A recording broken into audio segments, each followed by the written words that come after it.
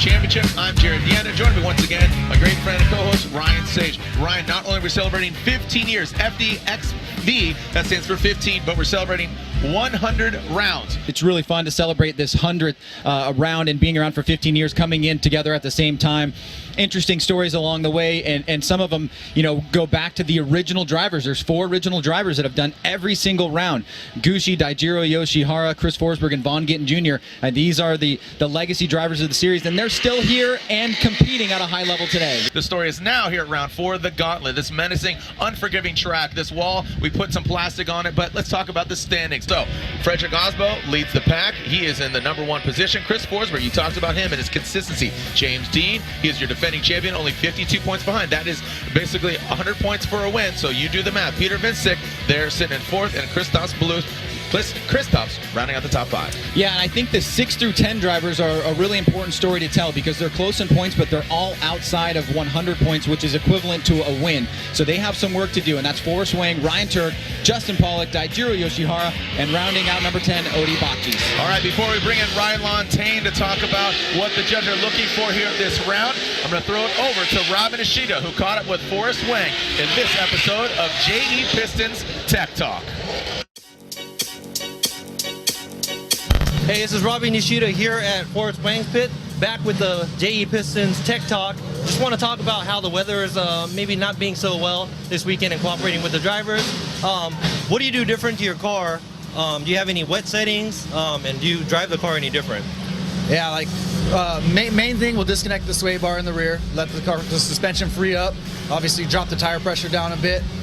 Driving style wise, obviously you got to go a lot slower, and you kind of got to wait for the car. So it's not full throttle all the way balls to the wall. It's kind of like full throttle, let off for a little while, wait for it, and then get back on the throttle. So, you know, it's definitely a lot slower. It bums me out because, you know, you don't got that full throttle excitement, smoke everywhere, but at the same time, it is fun for car control and just playing with the car, you know, and being able to, you know, put the car wherever you want. It's just being patient and waiting for the car so you're not too far ahead of it and you're not going too fast. So smooth and stylish even in the rain or in the dryer, right? Good luck this weekend. Right on, thank you. All right, and we're back here with Judge Ryan Lantain. Joining us up here in the commentary booth is our 3rd member for the weekend, along with Lorette Nickel. Now, Ryan, today is kicking things off day, if you will, starting off with qualifying. So let's talk about the event format. Qualifying is 2 individual runs. They're going to be non-consecutive. Drivers they're going to get a score for each of those runs, and we will keep the higher of the 2 scores. Then 32 drivers will move on to head-to-head competition for tomorrow. Any ties that we have will be broken according to the lower qualifying score. Now let's quickly bring in the track map and talk about how you guys have laid this map out in terms of the points allocation, and also, if you would, just give us a little insight. What happens if it rains to the track map? Yeah, so if you look at the map right here, the latest initiation point will be right around here. If it rains, it's going to be a little bit later because the track changes significantly. So those will be our 2 initiation areas, and we will adjust that based on the temperature, based on the weather. Coming off of outside zone 1 right here, drivers are expected to come through this area with decent angle, enough to maintain momentum, but not too much to slow down. And then once they enter outside zone 2 here, they want to throw big angle and slow down using that angle.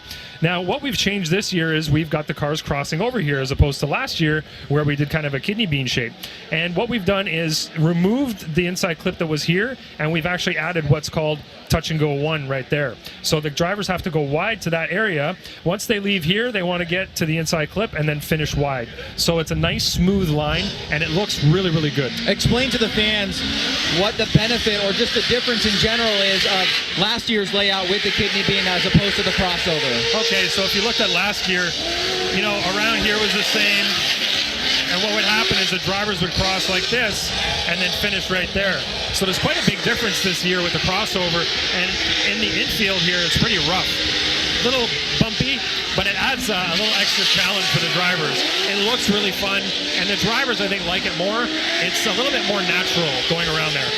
Now, just going into some of the specifics of the D-cell map, this track in particular, there's been some incidents in the past where almost that part of the map was created. Basically, you have this slow run up, but there are areas where the chase driver needs to know that the lead driver may be at least slowing down or not maintaining acceleration. Explain that. Exactly. So, right here at the beginning, we're going to see a slowdown in initiation. That is expected and accepted 100%. The drivers are going to throw the car in, lift off, or grab handbrake there to get the car set. And then as they come through inside clip 1 here, they need to do a big transition to get the car back to angle. And we are asking for big angle there to slow the car down. So that's an area where they're absolutely going to slow down. We do see some left foot braking around this area right here, but it's what we're looking for is light use of that. We're not saying you're not allowed to do it, just don't slow the momentum down of the vehicle.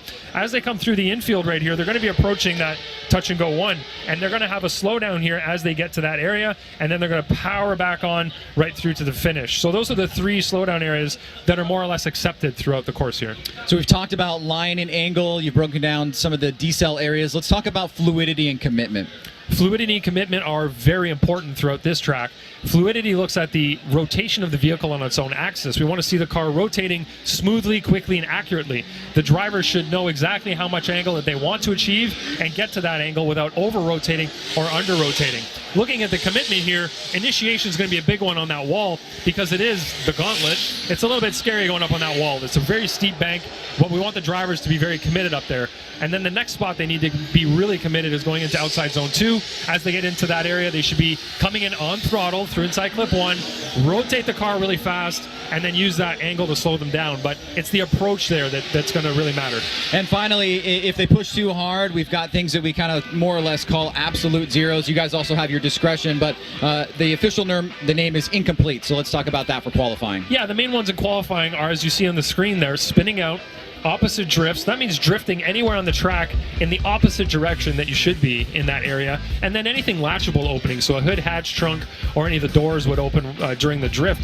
Anywhere during that run, and then we would call that an incomplete. And like you said, at our discretion, if there's a really major straight where the driver goes straight for a long period of time, has to reinitiate, then that would be considered an incomplete as well. All right, well, thank you, Ryan Lantain. This is the Advanced Auto Parts Gauntlet presented by Black Magic, and this is round 4 of the Formula Drift Black Magic Pro Championship. Up next, qualifying.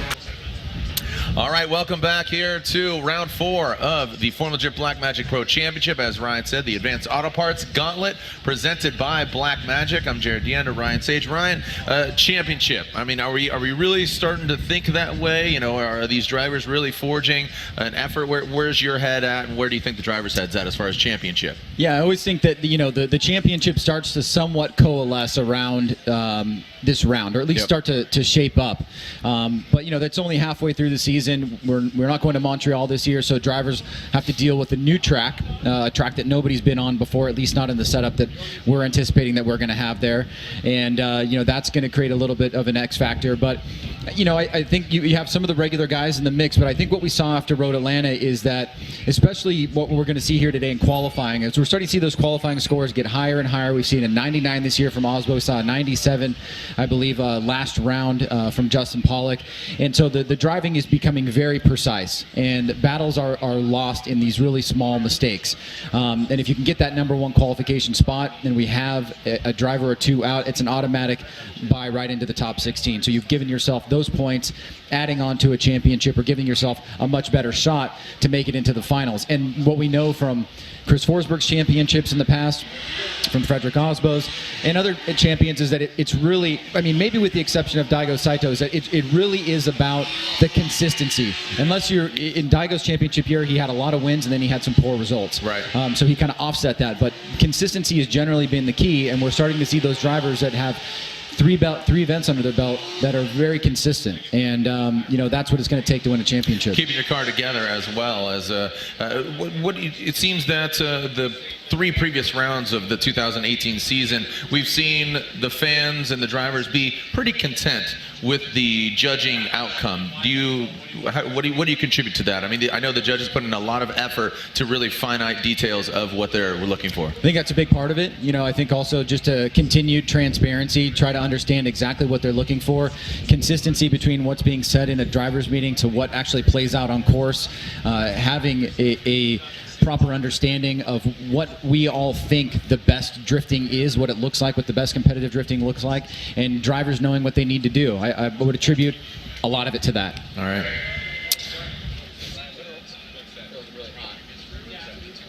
All right, so we have our first driver here. He attempted to make it into pro, and Atlanta failed to do so. So he is on his second attempt. This CoroWorks 350Z from Atlanta. Ryan Little from Southern California. Nice shot from him so far. Ripping through. Coming into that outer zone here, that second outer zone. You see a little bit of disruption with the vehicle, but now stays on it deep into that outer zone. Really good placement, just barely kissing that front flat magic clip in about that final hash mark. And tightening up a really solid run there from Ryan Little, 909. The shredder from the 909. Ryan Little in that CoroWorks Z, a really solid run here. Looking very confident, Ryan. Yeah, definitely. Getting a nice start on his initiation here. You can see he's initiating nice and early, getting right back on the throttle, staying high on the bank here. Now coming down off course. The judges want to see full throttle through here, and then this is where you're going to see a little bit of a decel or off throttle, then back on here, trying to get as deep as you can into this section of the zone. And you can see, Jared, that we do have dry conditions. The drivers were dealing with wet and dry yesterday, and the dry conditions are obviously much more exciting for us, but they also give the drivers the ability to really go out there and push the limits, use the throttle the way that they want to, not have to deal with the really wet conditions, because this track, like Long Beach, is probably one of the worst tracks to be driving in the wet on, especially if it becomes torrential and you have standing water. This CoroWorks 350Z, our first driver, and we will be seeing the score here momentarily, and there it is. So it is a 78. That's a 78 for Ryan Little, a 78 for the first score of round 4, our 100th run ever of the Formula Drift Championship. Farouk Kawai, originally from Poland, now living in Northern California, this Reckless Racing BMW. Let's see how Farouk can throw down here on this 2JZ powered BMW. Flicks it into that outer zone. Throws it high, but then drops down a little bit. Still maintains good angle. The Nexon tires go blaze past and just barely knocking it over. Oh, you see some correction there, some hesitation going to that second outer zone. Some wavering from him. Keeps it sideways past that middle front clip. Again, you see Farouk working the wheel. Would like to see the car a lot more settled, but again, maintaining that angle, but how he got there. Again, so that fluidity and commitment, and I think that's going to come into play here, Ryan, for Farouk. Yeah, let's take a look at it again here. As you mentioned, Jared, a couple little just mistakes coming down off the bank. A little bit of tentativeness up on the bank, not really getting deep into that zone as much as you'd like. We can see getting through the course here okay. Right here he makes a little bit of a flub. He wasn't able to get back to angle as quickly as he would have liked to. He is on throttle here, trying to get deep into this section of the course, wrapping back around. And as we said, Jared, this is one of the older course layouts where we come across as a figure 8. A lot of drivers, you know, in the days past really struggled with that bumpy area, and we stopped doing that because we had the pavement coming up there and went to the kidney bean. The kidney bean also presented its own issues in terms of visibility. So I think this is a good in-between, and a lot of drivers think that it's more exciting. Yep. The judges went for it, and it looks pretty good so far. Oh, there's Farouk's score, a 57. So a lot of scores left out there on the board. All right, here we go. Alex Hilbrun, who had a bad Atlanta round. He popped his engine, but now it looks like this BMW is out for blood. The IMR BMW field suspension. Transitions through. He's on Nitto tires. Great placement of that car. Looks like I said, unfortunately popped the engine in Atlanta, but right now the attitude of the Peruvian driver brings it on home. Great sense of redemption there for Hilbrun. Alex Hilbrun, again from Lima, Peru, coming back after a not so great Atlanta, a no-show for him. DNS. Well, certainly where he's sitting right now in the championship standings is not representative of, his driver's skill. We saw him go on a tear last year at the early part of the season, so he's looking forward to a good event here. You can see just why right there. He gets a nice early initiation. He's early back on throttle, fills that outer zone, and then back down here on the course, you can see minimal corrections, keeps the throttle on. He's drawing a nice line here as he gets out to that latter part of that outside zone, and then nice and smooth through the center here, absorbs the bumps really well. Again, another nice line as he hits this last inside clip, pushes out to the finish line. A good start for him. And there it is, a 90, a 9-0. That's a 90 for Alex Hilbrun. All right, here we go. Federico Sharifo here in this Ferrari on Nitto tires. If you follow the Formula Drift Championship, you know that seeing his car out here on track, his team working hard, the Triple F drifting department from Italia. Standing on that twin supercharged 12-cylinder Ferrari. Now brings it into that final front clip. Not as precise as the judges had hoped, but just a very unique build, and I know always has a smile on his face, and just just baby steps towards the refinement of a very unique drift vehicle. Yeah, and Federico's been just an absolute joy to have in the series. He's had that very notorious incident in Long Beach, probably going to be one of the most viewed videos of the year relative to drifting and automotive sports altogether. You can see he gets a pretty decent start. He has a little bit of a hiccup on initiation, but now he's starting to build up here. I'd like to see him get a little bit more angle as he leaves that outer zone.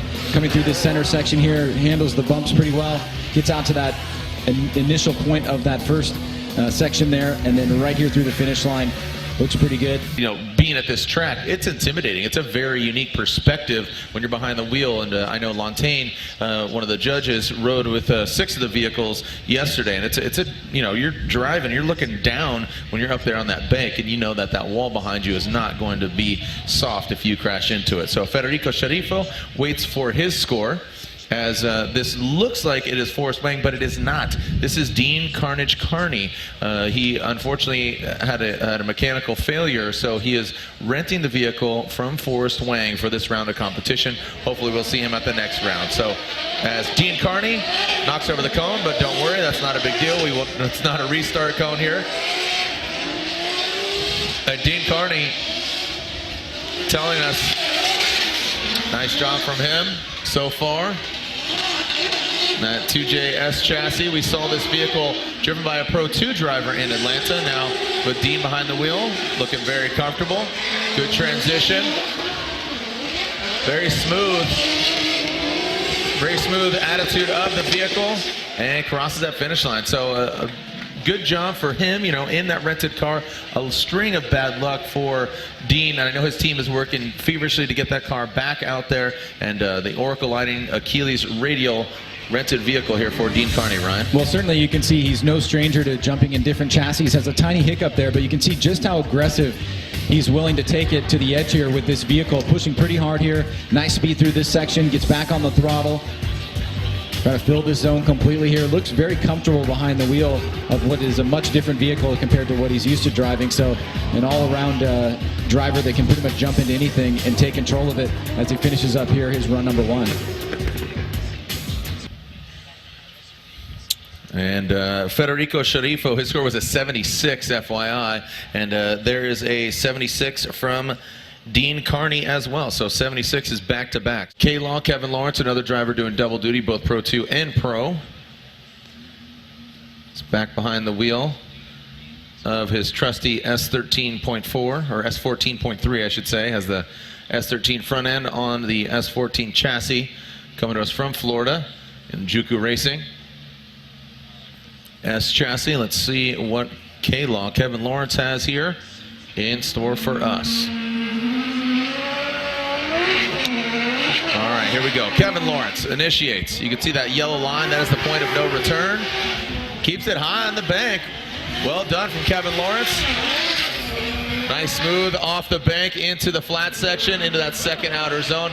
Quick little lift, but now back on the throttle. You can see the smoke signal indicating that he is getting good wheel speed. Now transition through the whoops into that final front clip.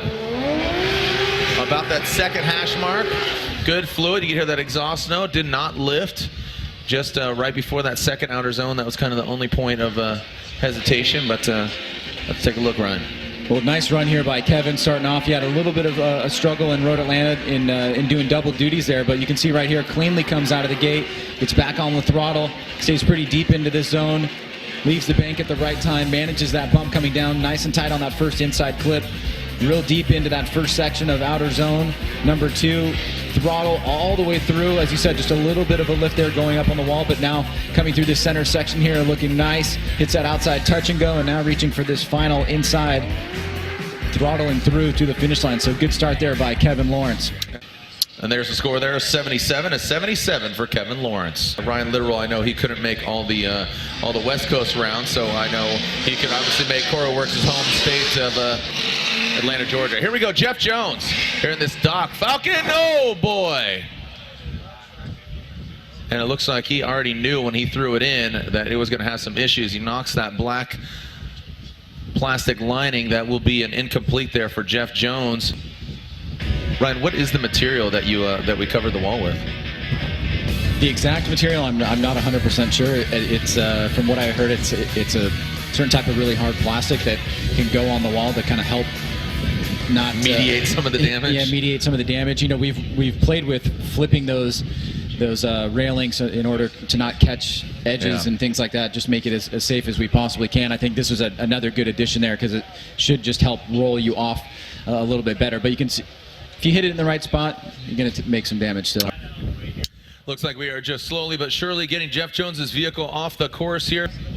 And all right, so like I said, the wall claiming its first victim. We'll get that black plastic affixed back to the wall. We are ready to see what Austin Meeks can throw down.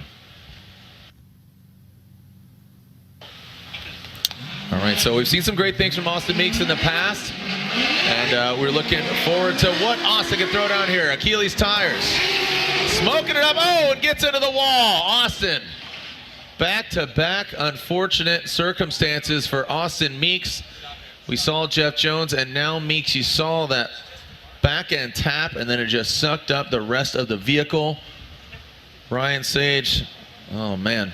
Make sure Austin's okay. I'm seeing him move and make sure he's okay. But Ryan, another victim of this wall, so back to back. Yeah, that seemed like a much harder hit, to be honest. And he also took a piece off there. I hope they have a little bit better of a solution than what we had on that last break. But you can see here that we have a camera that is basically behind the wall. You can see he hits the back. This is a very common happenstance at this event where you have the back end hitting the wall and then it pushing the front end around and then just getting sucked up right there. That he is okay. So we'll take another short break here. All right, we are back, and it looks like our next vehicle is wheeling his way into the gauntlet here at Wall Stadium Speedway. All right, Kyle the Menace Mohan here, American Ethanol Mazda Trix MX-5. About to throw down here.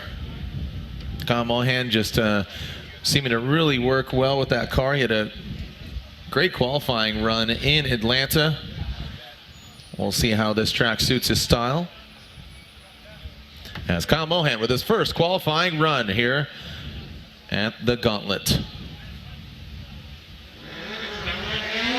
And away they go. Send it. Mohan ripping through the gears.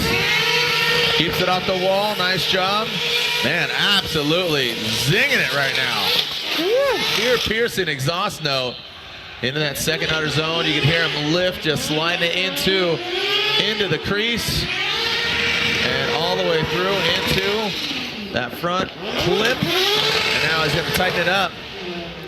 Tighten it up to the final front clip. Gets about the second and a half, about 2.5 hash mark there. Make some noise for Kyle Mohan if he didn't make enough noise here in the lone rotary in competition. Well, Kyle Mohan, Jared, had arguably one of the best competitive events he had last event at Road Atlanta. It was some of the best driving that we've seen from him. He really let loose. He had a credible battle with Peter Vinsek that went one more time. And looking to build off that momentum here at Wall. You can see now coming down off the bank, hitting this second outer zone here, trying to keep it nice and fluid. finishing up that zone, coming off just a touch early there as he comes through that center section, managing pretty well, back on the throttle here through that outside touch and go. And then finishing up strong is Kyle Mohan, a flame there for good measure. And an 82 for Kyle Mohan. That's an 82 for Mohan. As next up, the Jerry Yang Racing GTR. Again, another Formula Drift rookie. We've seen that vehicle before with a now Formula Drift staff member, Robbie Nishida. He debuted that vehicle last year. So the Jerry Yang Racing GTR with Taguchi behind the wheel. Kazuya Taguchi on his first qualifying run. Achilles radials on the corners. Throws it in, medium to high line. Whoa, flirts with the wall and he goes into it. And that was a hard hit in the latter portion. You could see that bash bar piece. A very unfortunate turn of events here. Our third driver going into the wall. Don't know how this compares to previous years, but man, already the gauntlet showing you why it is deemed that name.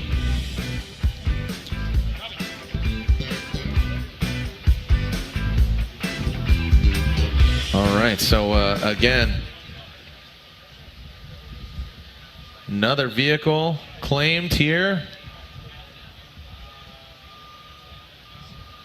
by the Wall Monster. We'll get this Taguchi GTR off the track. When we come back, more qualifying here at a very menacing Wall Stadium Speedway.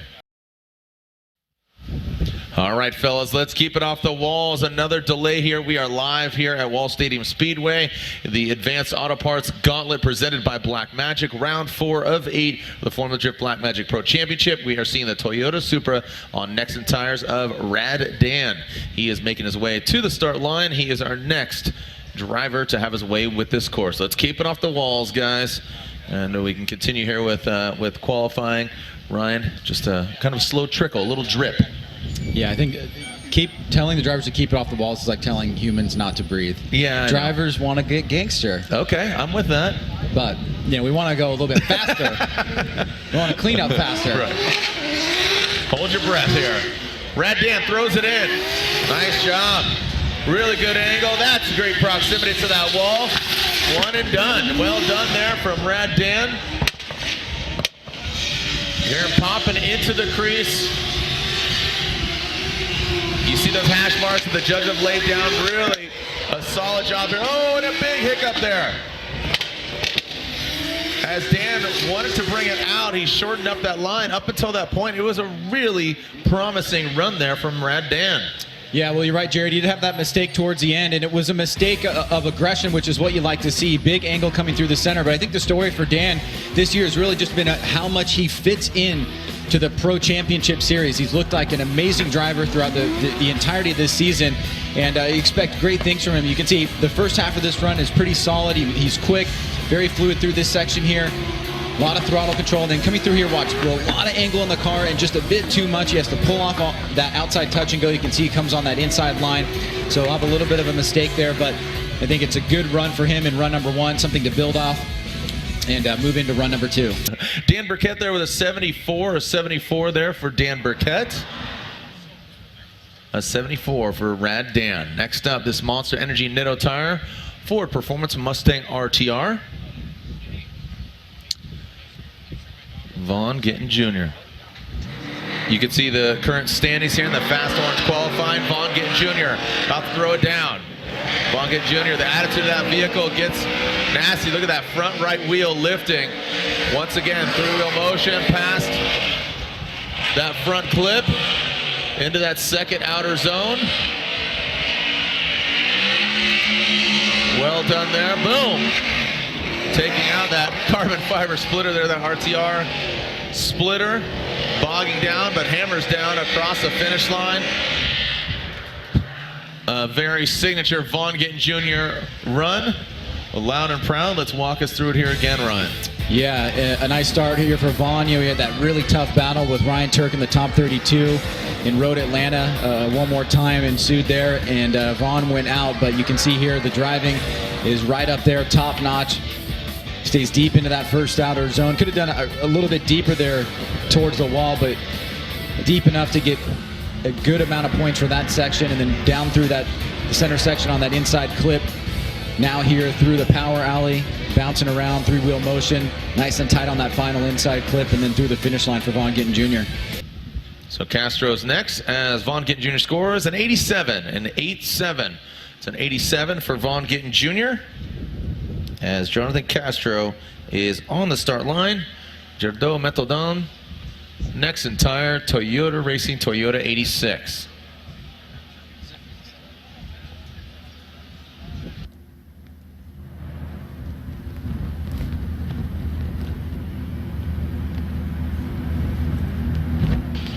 Okay, so Castro ready to throw down on his first qualifying run.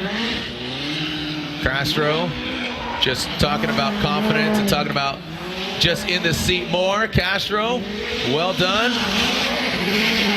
Man, just thinking about just how the attitude of these vehicles has changed over the years from that transition to the flat bottom. That is no longer an issue whatsoever. And Castro really tight to that front clip. Consistent throttle control. You can hear that exhaust note. About the second hash mark, a solid, very clean run there for Jonathan Castro, Ryan. Yeah, definitely the Castro that we're used to seeing here had a really interesting suspension malfunction in last round, if you want to go back and check that out on the replay list. But here you can see Castro fully charging forward, back on the throttle, nice and mid-high line on that bank. Great smoke coming off, deals with that bump very well. Now he's into this second outer zone here, back on throttle, smoke line starting to regenerate. Getting on that second hash mark. And now here through the center section, that inside, hitting that outside touch and go, and then right in this last inside clip here, Castro, solid run. You can see the hash marks there really getting beat up, and Castro was right on that second one on the latter part of that outside zone. All right, so Castro awaiting his score. Where does he land? Next up, another Formula Drift rookie, Matt Van Kirk. Man, the flag, big stars driving. There's the 80, an 8-0 for Jonathan Castro. So just a nice breeze. Seems to be changing directions. But like you said, Ryan, it clears out the smoke, keeps our fans cool. And Matt Van Kirk, Formula Drift rookie here from the Pacific Northwest.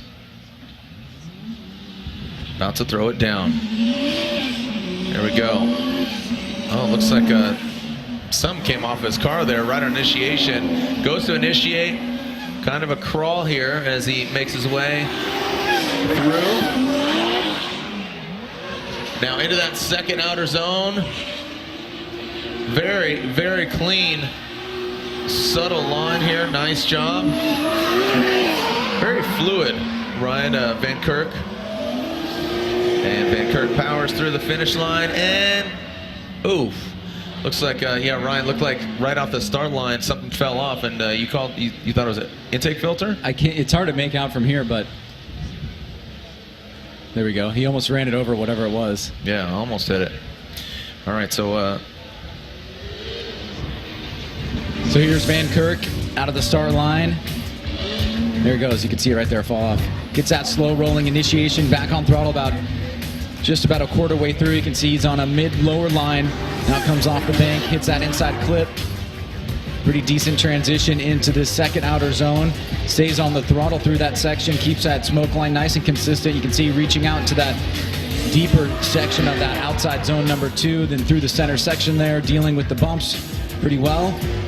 Nice and tight on that final inside. And Van Kirk's score is in. And it's a 76 for MVK, Matt Van Kirk. Next up, another S chassis, this with a Ford power plant under the hood from Medford, Oregon. World War Kaufman here in that 959.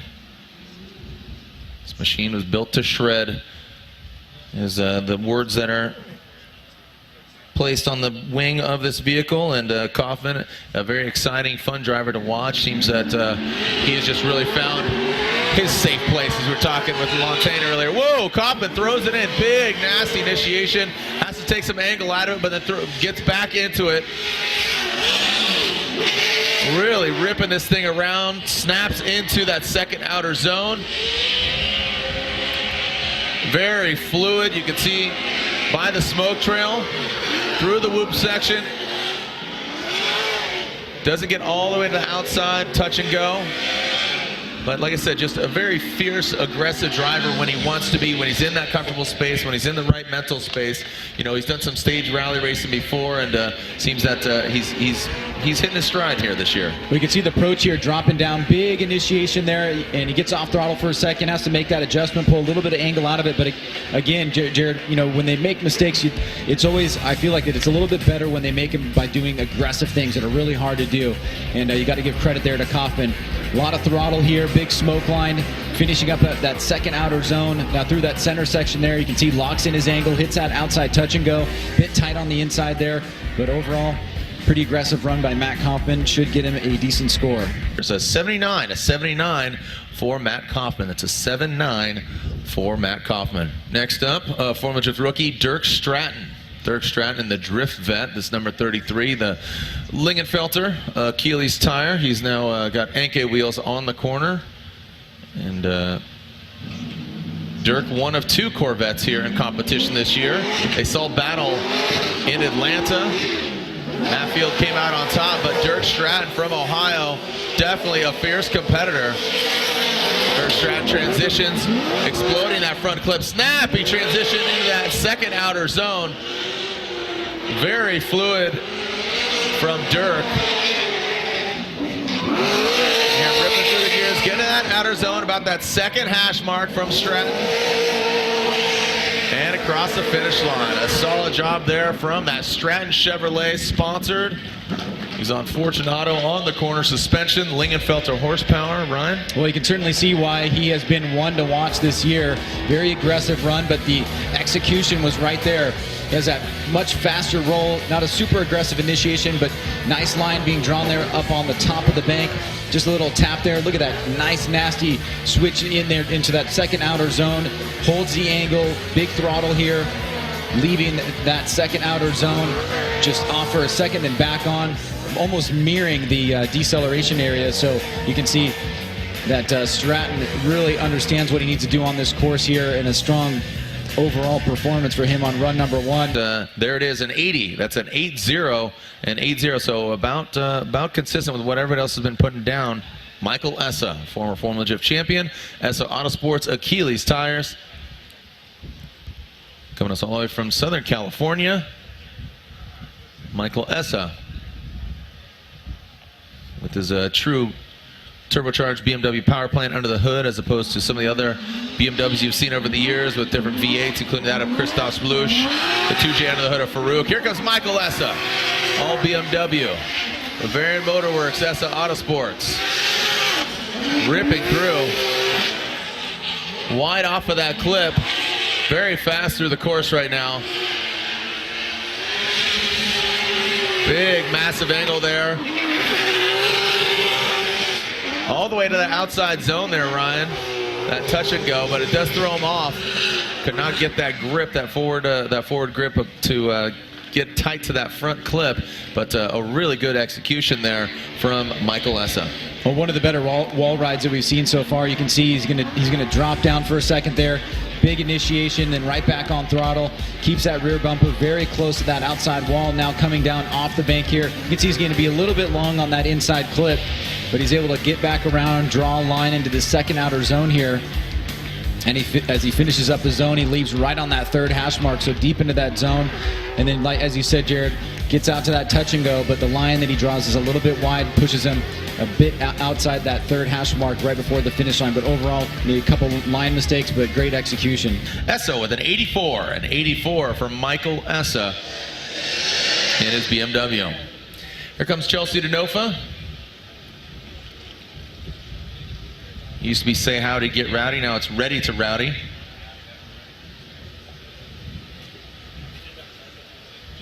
All right, looks like he is clear to send, and here we go. Chelsea Denofa, very exciting driver to watch. No risk it, no biscuit. He is a all-out, flat-out driver. Chelsea Denofa throws it in, drops down the bank quite a bit. Now powers through into that first front clip.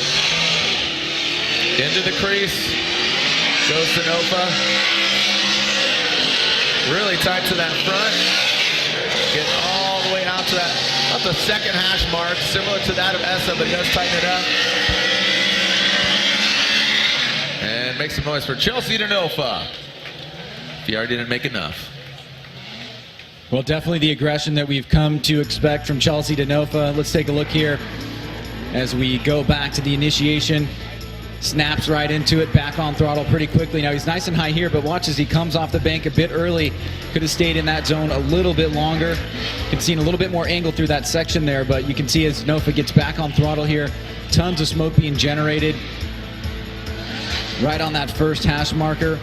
So struggling with the line a little bit here, but an overall very aggressive run, gets out to that outside touch and go, and then wrapping back around for this final inside here is Chelsea Denofa with run number 1 in the books. I would say just kind of really goes for it. A very aggressive driver that was timid by compared to previous Chelsea runs, but it still gets him a decent score here with a 78. A 78 for Chelsea Denofa.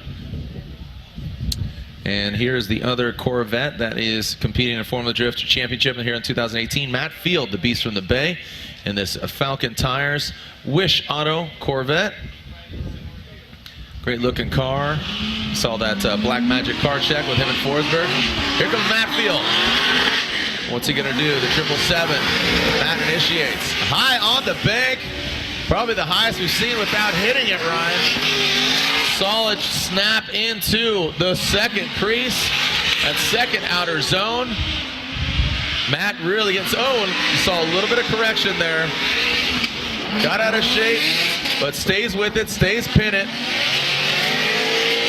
On that second hash mark. It's a pretty good execution there for Matt Field. Well, we really got a good look into how this vehicle was being put together. Matt Field was really transparent about the build and everything that he was putting into it, and then it was such an anticipated build, and you can see why here. Beautiful job up on top of the bank, stays into that zone for a very long time. Nice and tight on that first inside clip. Great angle as he enters this second outer zone. Maybe could have done that a tiny bit cleaner there, but you can see as he makes that mistake coming out of the zone, that's probably the most noticeable one. But quickly adjusts, gets out to that outside touch and go. Wide line wrapping around to that last inside clip, and through the finish line is Matt Field. Not too bad, an 89. An 89 for Matt Field. You can see line 28, angle 26, style 35. Right? Yeah, I was just going to say, and you have to remember the way that the course is broken up. It's basically line and angle areas, each worth 5 points. Right. And then 40 points for fluidity and commitment, which are judged in different areas. And that was that track map that Ryan went over at the beginning of qualifying, laying that out. So Matt obviously had a mistake there. It was a deduction in that particular area, but because he did such a good job on the bank and the rest of the course, his score was still up there. And he'll have some room to improve on run number 2 as well. Next up, new livery each round, Alec Honadell. Black Magic, Permatex, Advanced Auto Parts. He's got quite a few sponsors, and Honadell showing up in grand fashion. Nexen tires go ablaze and just get right into the pocket. Look at Honadell throwing some gangster angle at it. About that second hash mark. Doesn't get all the way out to that quick little touch and go. Gotta say, he started out really strong there, put the car in the right places, then right through the midsection, looks like he lost a little bit of that Black Magic. Yeah, he had a couple little areas where he can improve on the line in run number 2, and they're fairly noticeable, but they are in specific sections. But this right here is one of the better wall rides that we've seen. I mean, that is pretty much as good as you can get, maybe just an inch or so closer. Stays in there for a pretty good amount of time. He's back on the throttle early after he enters that second outside zone. Right here, he's going to go up off course just a little bit. And then through this section here, Jared, he's setting up his line, but you can see he comes up a little bit short on that outside touch and go. And so he'll leave a few points on the table there, but overall, very smoky, aggressive run.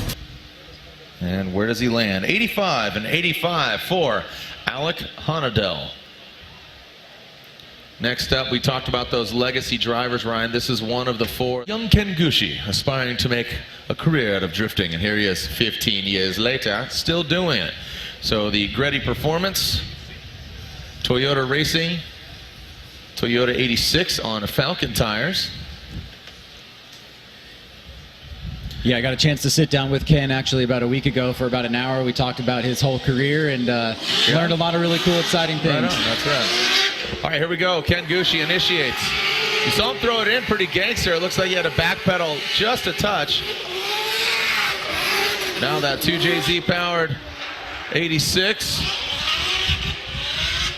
into that second outer zone. Nice job. Barely kissing and knocking over.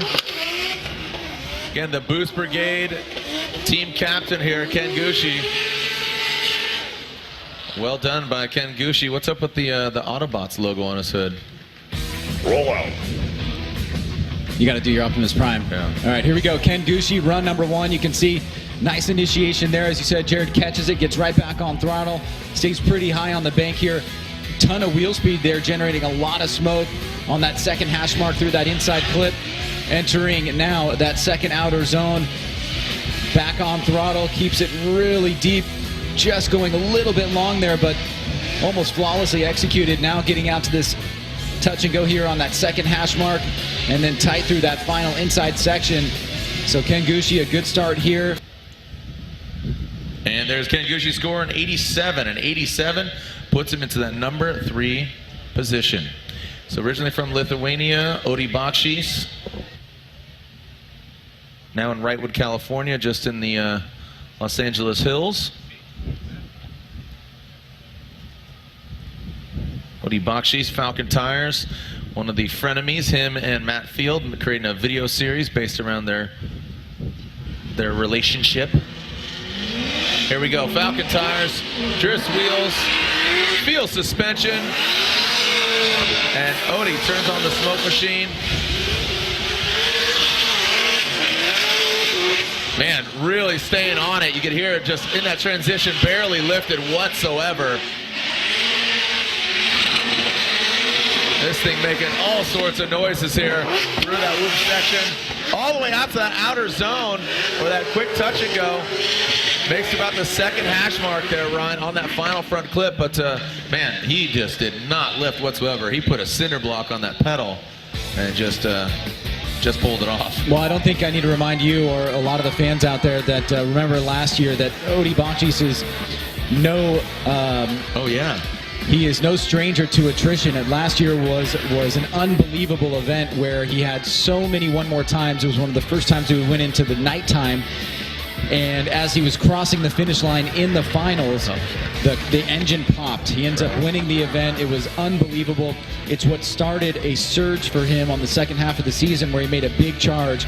So Odi Bakshis, as you can see from his qualifying run there, pretty solid overall here as he leaves his second outside zone. But he is the defending champion of this event and will certainly be one to watch.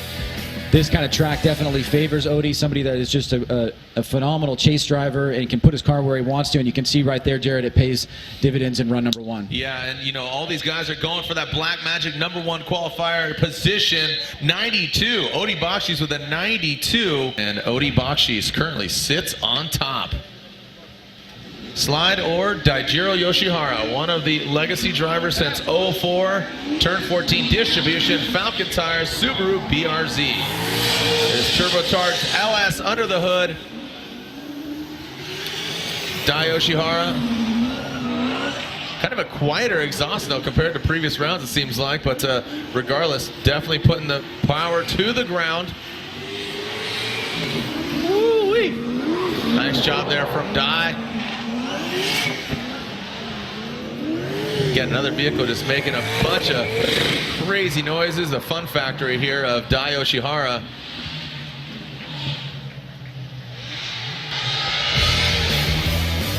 We'll take a look at Dai's number, his first run here in qualifying. Rolls into the initiation here. Could have let it float out a little bit further, would have given him a better line on the bank. You can see he moves his way up as he gets through that section of the course. Tight there, good transition. Big e-brake pull though as he enters into that section of the course. That is a decel area that judges do want to see you use your angle to slow down in that area if you can. Now through this center section here, getting out to that outside touch and go.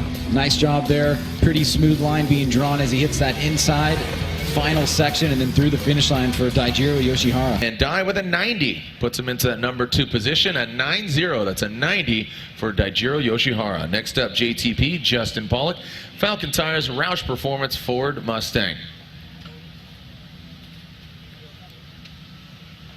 Should be a fun, exciting run. So Odie leads the pack with a 92. Hilbrun tied for second with Yoshihara. Here goes JTP, Justin Pollock. Whoa, flirting with that wall. Little smooch. Little smooch never hurt nobody. As JTP, can hear him ripping through it. Just massage the back end of that Mustang. Big, massive angle there. You can see he actually was a little offline, so he had to just make a slight adjustment there. Rapping on the door. Well done, JTP, Justin Pollock. Woo-wee!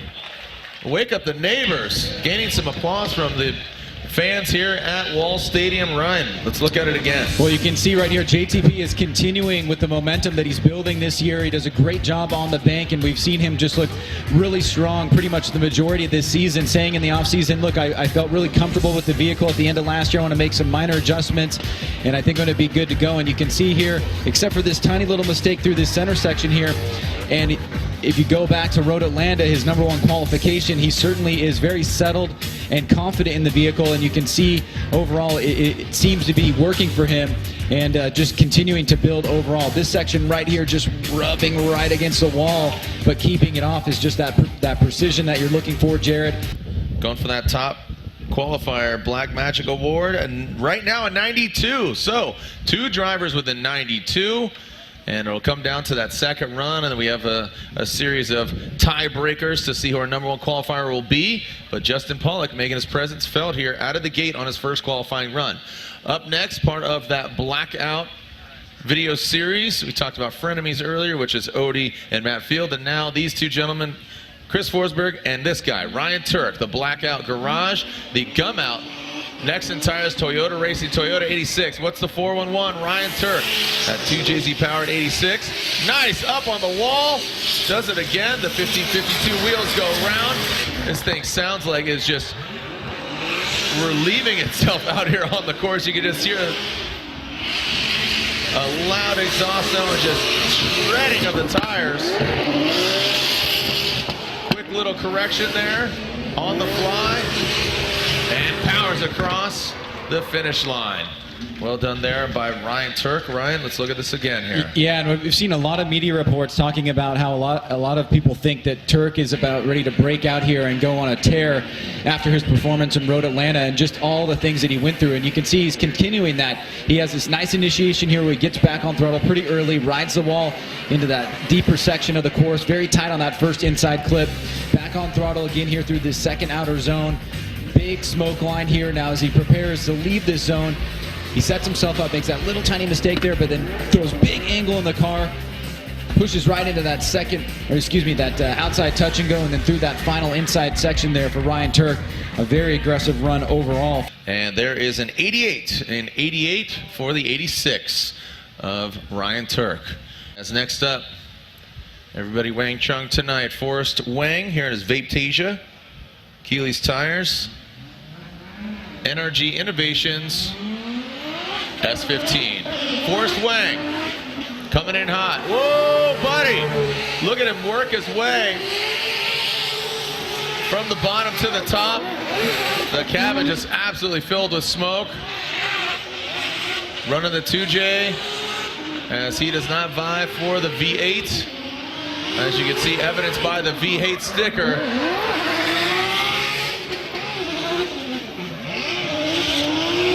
Was online there, but then overshot just that final front clip. But again, Forrest Wang changing his theology from 2 years ago to now. And if you recall, a couple of years ago, the incident that went down here, but it's great to have Forrest Wang back in the mix. Well, you can see right here, he starts off very strong, a risky maneuver up on top of the bank, dragging the bumper there, maximizing his points out, tight on that inside clip. Forrest has always been one of the more stylish drivers, a very personal style.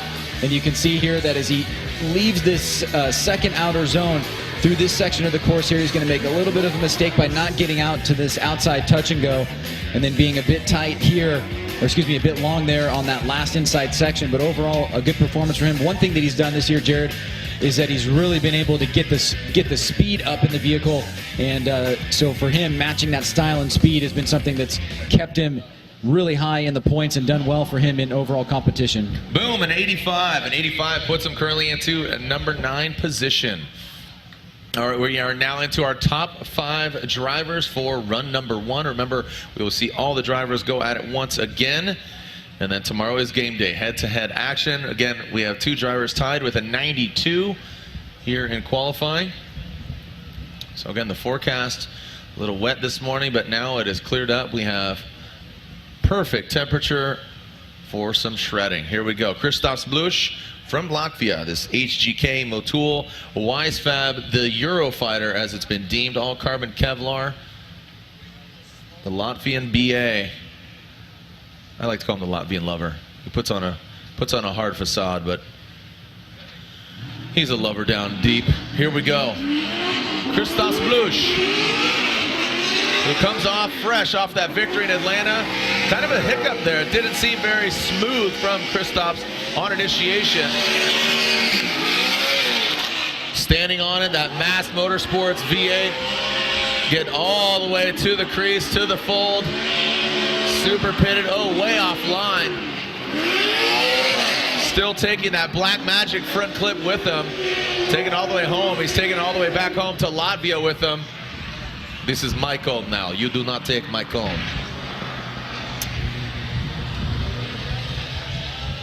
Yeah, well, obviously when you center punch it like that and you drag it with you, it becomes a little bit more apparent that it was a mistake. But let's take a look at Christoph's run here. What clipping point? I don't see anything. This is not the clipping point you're looking for. Here's the initiation you're talking about, Jared. He may have even tapped the wall right there. It looked like it just bumped the car. Didn't affect him too much, but it looks like he may have just made contact with the wall, and that may have where you saw that little hiccup right there. Let's take a look as he enters. He's got huge angle here, but he has to kind of pull out of it. It messes up his line a little bit, and then right here it puts him in a weird position, whereas he's trying to come through the center there. He really has nowhere to go. He kind of center lines that clipping point and then drags it all the way around through the finish line. Like to see a better run from him in the second run, because right there, 76. I know he's got more in him. So the HGK driver, Latvian driver from Latvia, obviously, Christoph Blusch with a 76. Next up, this is the Candyman, Peter Vinsik from Poland. He's got some fans here, the Wordhouse Drift team, Falcon Tires Sylvia S15. And he had some suspension issues earlier, broke a control arm, but he fixed it. So just get a little update there on the action. Here comes the Candyman then. Here we go. Happy to see Peter Vinsik join us on Instagram now. Oh, look at that. Looked like, again, another little hiccup there, a bobble on initiation. But now he's going to stand on it. Piotr, solid right now. Again, outside of that kind of hesitation there on initiation, I would say, you know, he finished out the rest of it strongly. Yeah, I mean, the initiation into the first outer zone is always one of the more impressive parts of the course if you can pull it off, but it's also one of the more dangerous. And you can see as Peter initiates, he doesn't go to full angle there, and he realizes that he's in a tough position here, so he kind of rides it out. He takes a mistake on the head, and then he gets back on it. He hits that inside clip, smooth transition early back on throttle into that second outer zone. Nice smoke line here. You can see just the fluidity leaving this section of the course, coming through the center section, deals with the bumps pretty well, gets to that outside touch and go, and a nice tight line there through that final inside. Peter Vinsik with an 88. 87. 87 for the Peter Visick. All right, James Dean, car number 130, the machine. Eats green beans, very lean and mean. Here we go, James Dean. Wordhouse Drift Team, Falcon Tires, 2J, S15. Again, your defending champion, the machine, rightfully so. Last year, multiple podiums, taken to a dominant championship. 2017 here. Wow, look at that, into the wall, taps it. Exchanges some paint, shredding it into that second outer zone. Almost gets, almost lifts him up. Little Josh Groban action. See, had some wavering there. Into that front clip, into the final front clip there of the second hash mark. So James Dean getting intimate with the wall there.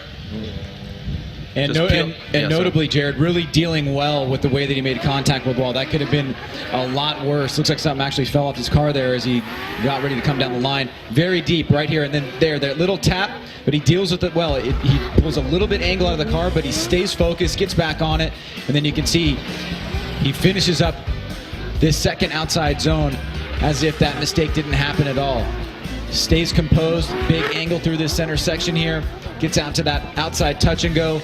Nice fluid line through that final inside clip, and takes something that could have potentially been pretty sketchy and turns it into a nice overall run. Here it is again. You can see just getting up there, but he deals with it really well. Yeah, we got a couple 92s, a 90, and an 88. An 88 for James Dean. Again, getting into our top three drivers. James Dean currently sitting third in points, with the big Irish grin on his face. We have two more drivers left for their first run. All drivers will have an opportunity to better their first scores, courtesy of their second run. But right now, again, currently sitting second in standings, Chris the Force Forsberg. After he got on the podium in Atlanta and just had consistency through the other runs, again, he's only bested by Frederick Osbo. About 20-plus points outside of first is Chris Forsberg. Here he is on his first run, initiating into that big black wall, ripping through the course here, that NOS Energy 370Z, past that first front clip, and then dialing into that crease, puts the car right on the line, deep into that outer, just, oh wow, looks like the clipping point almost scared and just fell over. And then rounding it out, is that better than a 92 Ryan Sage? What say you? Well, the one thing you notice right out of the gate is the visible speed from Chris Forsberg, especially coming out of the gate, and that's a very important factor here, but he was able to have a nice line and angle. Let's take a look at this here as he comes out of the gate. Good speed, nice aggressive initiation, back on throttle here, heads towards that deeper part of the rail, does a good job on that upper bank now through this section here. Maybe could have had a little bit more of an aggressive transition into that first inside clip, but you can see the line is pretty strong, big smoke line. Nice job on that second outer zone, finishing it up now through the center section, just tapping that inside clip. And then there through that outside touch and go in that final section on that second hash mark. A solid performance here. You can see why he's second in points right now, the consistency overall. After a developmental year last year, coming on strong, three-time champion, and wanting another one. He's in striking position right now, and we'll see how that plays with the judges. Again, the 92, there are currently two drivers in 92, and 87. And 87, so you can see some of the points there, missing in line, angle, and 5 points missing in style, fluidity, and commitment. So line is where he was deducted a few points there. All right, so currently sitting first, Frederick the Norwegian Hammer Osbo. Again, just consistency. It's a broken record, and that's what they need to keep doing. So currently, Bakshish and Pollock, both on Falcon tires, currently tied with a 92. It's our final driver for run one, and we'll be seeing the second run from these drivers here in just a moment. Osbo initiates the Rockstar Energy Drink, next entire Toyota Racing, Toyota Corolla. Brings it into that transition, barely even disrupted at all. Barely hit a bot dot here for Frederick Osbo. Those Motegi Racing wheels completely pointed in the correct direction. The gold shining. Solid run there from Frederick Osbo. What we saw back in Orlando is the battle of the high scores. Osbo getting the highest of the weekend with a 99, a near perfect score. And we've seen quite a few of those from other drivers as well. But you can see Osbo here really just a master of qualifying, understands what he needs to do. He gets that nice initiation. He's back on throttle quickly. He goes deep into that zone. Nice fluid transition to that first inside clip. Puts his car in the right place, entering that second outer zone and leaving it as well right on that third hash mark. And then smooth and fluid through there. Big angle. Maybe could have gone a little bit deeper into that outside touch and go and a little bit tighter on that final inside section. So maybe leaving a few points on the table there, but you can see up on the wall, he takes a pretty sizable risk, pulls it off pretty well, and we'll see how the judges award him. And Osbo's score is in, a 90. That is a 9-0 for Frederick Osbo. A 90 for Frederick Osbo puts him into the number 3 position. Here we go, back to where we began with Ryan Littoral, the 909, that Coro Works, the Coro Z, the vehicle owned and operated by Coro Works out of Atlanta, Georgia. And Ryan Littoral from the IE, the Inland Empire, us versus them. NRG Innovations, little voodoo ride action, keeping that gold shining. Koenig wheels on the corner as Littoral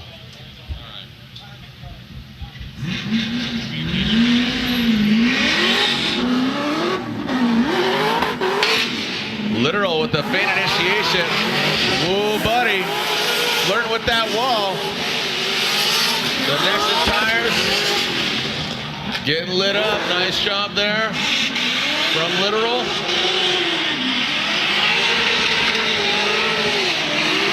Good posture, good stance from him. This LS powered 350Z brings it across the finish line. And Ryan Littoral out for it, going for gold. Woo. So Jared, as you said, Littoral sitting on that 78, looking to better that number. Here he is on the initiation, gets held up just a little bit. Now he's back on throttle. Coming off the wall. A little bit of hesitation there through that first inside clip. Now getting into that second outer zone. Trying to stay deep here. You can see right on that third hash mark. Good angle here through the center section. Nice smooth transition. Gets out to that touch and go. A tiny bit of a hiccup there, but then back on the throttle through the finish line. 78 was his first score. And does he better it? Yes, he does. An 82 for Ryan Littoral. Puts him into 16 qualifying position. Farouk about to throw down on his second run, a 57, so definitely has some room to grow on. We have a few incomplete runs there, so 3 drivers, and those all got into the wall. They need to get scores, otherwise they will not be seeing head-to-head competition. So Farouk Kawai, Reckless Racing, BMW on Nexon tires, and not a good way to start this run here, unfortunately, for Farouk. Now looks like a lot more comfortable here on the flat portion of this track.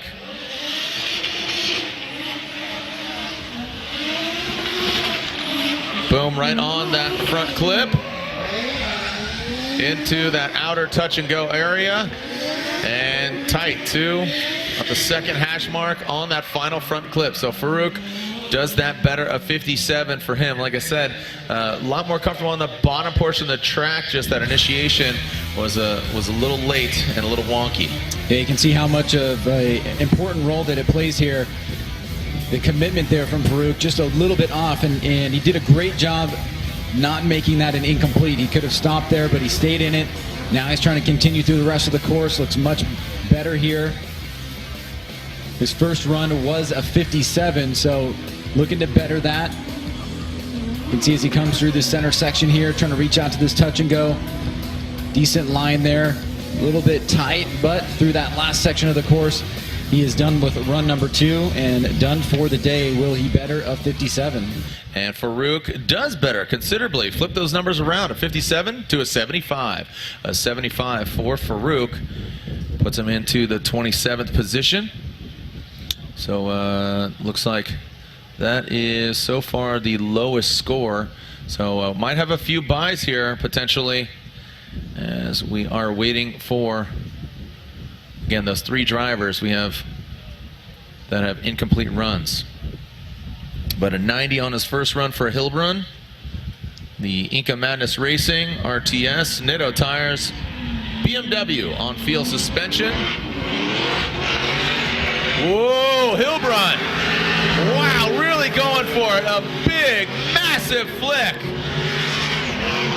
Hilbrun had some bad luck in Atlanta, but he wants to come back. He wants to get on the box. His counter lock is on point right now. Knocks over that front clip. See a quick little yank of the brake. Get that thing to get the back end out. Wow, let's look at this again here. That was nasty, man. Well, trying to break the tie for 3rd place with Daijiro Yoshihara, but Jared, honestly, I think that is one of the most committed initiations we've seen all day, if not the most committed. I mean, full throttle, pointing the car, snaps right into it, right up against the wall. I love the way he did that initiation. He snapped right to it, held the angle there, full commitment. Now as he comes down into the center section of the course, after that inside clip off the bank, he draws this nice line through the second outer zone. Not too many mistakes there. And then through the center section, handles the whoops, gets to that first line of that outside touch and go, and then through the finish line here. Look at that. He actually does not better his first score of a 90 as an 89, but back-to-back, a 90 and an 89. That's showing he is going for it. So Alex Hilbrun, Enke wheels on the corner. You got the Nitto tires, field suspension, Inca Madness Racing. Next up, another Formula Drift rookie. He did get a score on his first run. He had a 76. Federico Sharifo in the Triple F drifting department Ferrari. Twin supercharged, 12-cylinder, one of the most exotic vehicles ever to enter Formula Drift competition. Just from the showroom floor, it is probably the most expensive vehicle off the showroom floor in stock form. Just a heads up, from there it's really hard to see the indicator. All right, here we go. Federico Sharifo from Italy initiates. A lot higher of a line, gaining some confidence here for Federico. Running through the gears now into that second outer zone. A big, large lift, and literally lifts up as he goes off and beyond that outer zone. So as far as line, he'll have a deduction there, but it continues through the course, gets all the way to the outside zone, see if he can tighten it up. A good second effort there for Federico Sharifo.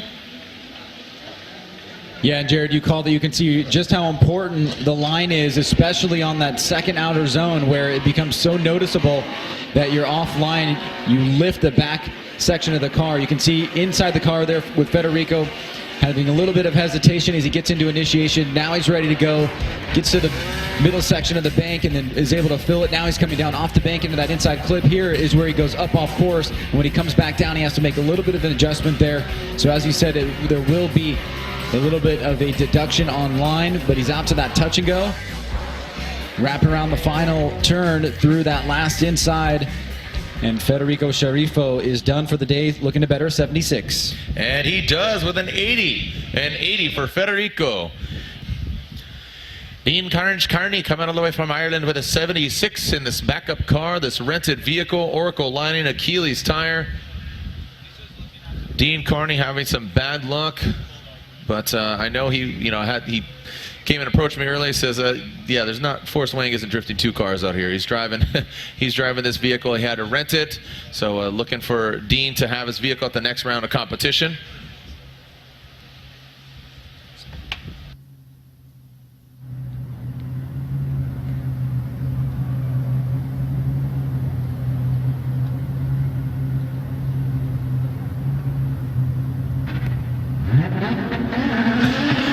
Dean Dean Carney.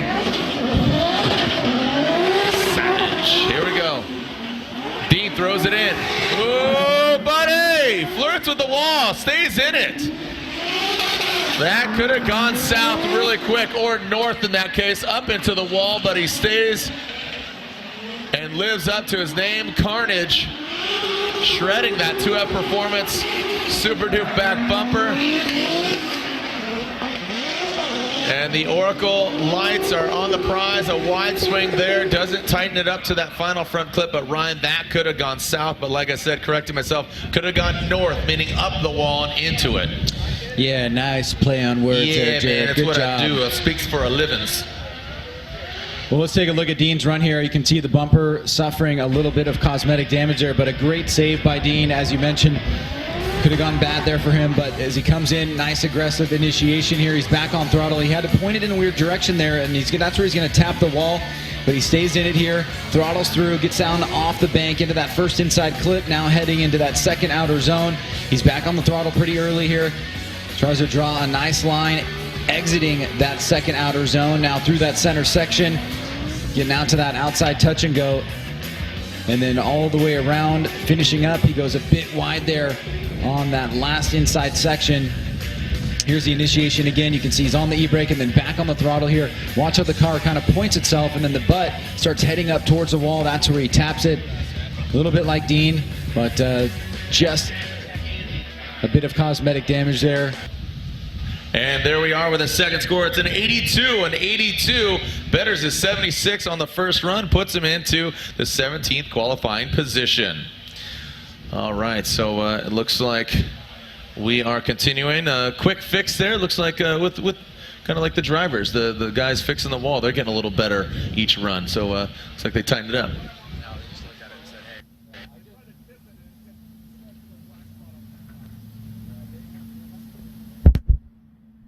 Pockets.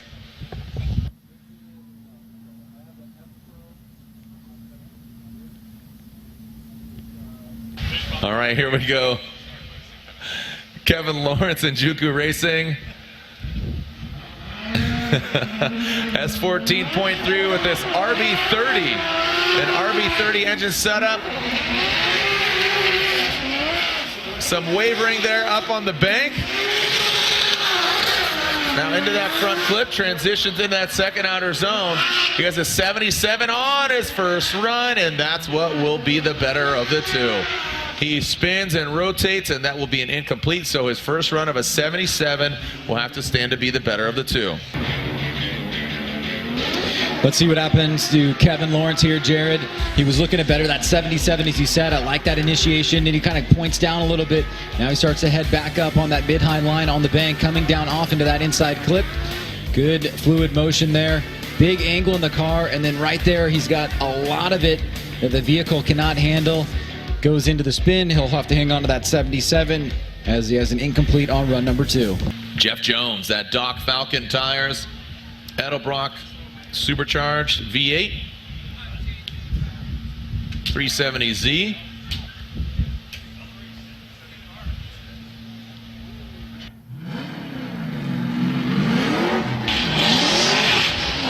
All right, here we go. Jones throws it in. Stays off the wall this time. There we go, buddy. Again, this is do or die for Jeff Jones. And right now, he's going for it. Bit of a lift there. Now back on throttle. Good job by Jones. Hop, skip, and a jump past that outside touch and go. And a wide swing.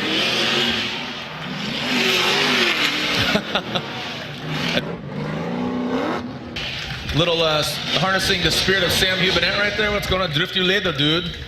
Well, I think he was excited that he was able to deal with the pressure very well. Jeff Jones didn't need that 100-point run, just needed to get a score on the board, and he's able to do just that.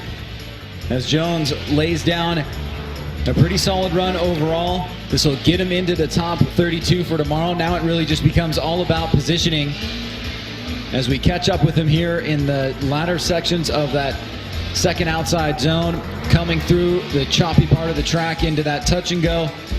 And then the final section there for Jones see what the judges think. He had that crash on run number 1. Certainly will better that. Now, where is he going to slot in here? Gave a little the M. Night Shyamalan with the twist at the end. That was dope. All right, so there it is, a 78. A 78 puts him into 25th position. 76? Oh, see, I'm 15 years of doing this. My sight's going to 76. Your eyes are shot. My eyes are shot. A 76. 76 for Jeff Jones. But that does better a crash. Another driver that got into the wall, the committed Galp S chassis of Austin Meeks. Austin Meeks, one of the best dressed drivers in the drivers' meetings. He wears a full-blown 20-piece suit, seems like. Here we go, Austin Meeks. He crashed into the wall in his first run. This is another driver that needs to get a score. Seems like he's playing it a bit safe here. Oh, no, Meeks. Oh, man. Well, no matter how well dressed you are, that's not going to get you in the show. Austin Meeks, unfortunately, will not be in head-to-head competition. Yeah, it's a big bummer for him. You can tell of the two between Jones and Meeks. Meeks clearly had a lot more, at least visible damage here. And you can tell he's really just trying to get a run on the board. He's aggressive, but he's not paying too much attention to line. And then right here as he transitions, just not able to hold that angle and has to give it up there. So he will be out of competition, but that does open a door for another driver, as we have one driver that was in competition that will not be into tomorrow's competition, leaving another spot open for a bye possibility. It's pretty good memories over the years. Any fond memories stand out to you over 15 years, 100 rounds? Oh, there's tons, you know. There's so many. How about like Texas and getting in bar fights and ridiculous stuff like that? And then the off-track stuff is always kind of the most memorable for me. But of course the battles. I always just think of Alex Pfeiffer and Sammy Hubinette. That of like Ernie Fixmer, Casper Canoe, always awesome. Sam and Reese, Tanner. Yeah. Yeah, the early days really were very cowboy-esque. You know, and we were all maturing along the way. Drivers were young, staff was young, and a lot of fun stories. And it's still really fun today. It's just a different type of fun. It is. Know? It is. Now there's a Formula Drift children's care center over there now. You know, we're all right. So all joking aside, it's been great. Here we go. Kyle Mohan, Kyle the Menace Mohan, American Ethanol, Mazda Tricks, Mazda MX-5. Here we go. The Menace, Kyle Mohan. Kyle throws it in. He already has a score on the board, an 82. An 82 for Mohan. Woo! Banging away, it echoing through the woods here. Shotgun bang. This thing is shredding right now. Kyle Mohan, barely hear yourself think as Kyle brings it across the finish line. Mohan with an 82 on his first run. Large Rotary community here in on the East Coast and New Jersey and New York, so they got to be loving this. Yeah, not much lifting from Kyle Mohan, and it's such a loud vehicle. It's so apparent what he does with the throttle control as he starts off here mid-high on the bank, moving his way up after a nice initiation. Now coming down, he's on that second hash mark. Could have done a little bit better job entering that second outer zone. But as he said, Jared, extremely aggressive run with tons of throttle here, coming through the center section, getting into that outside touch and go, and then through this final section here is Kyle Mohan looking to better that 82. Does get bettered by just 1 point, an 83. That's an 83 for Kyle Mohan, and 83 for Mohan on his second run.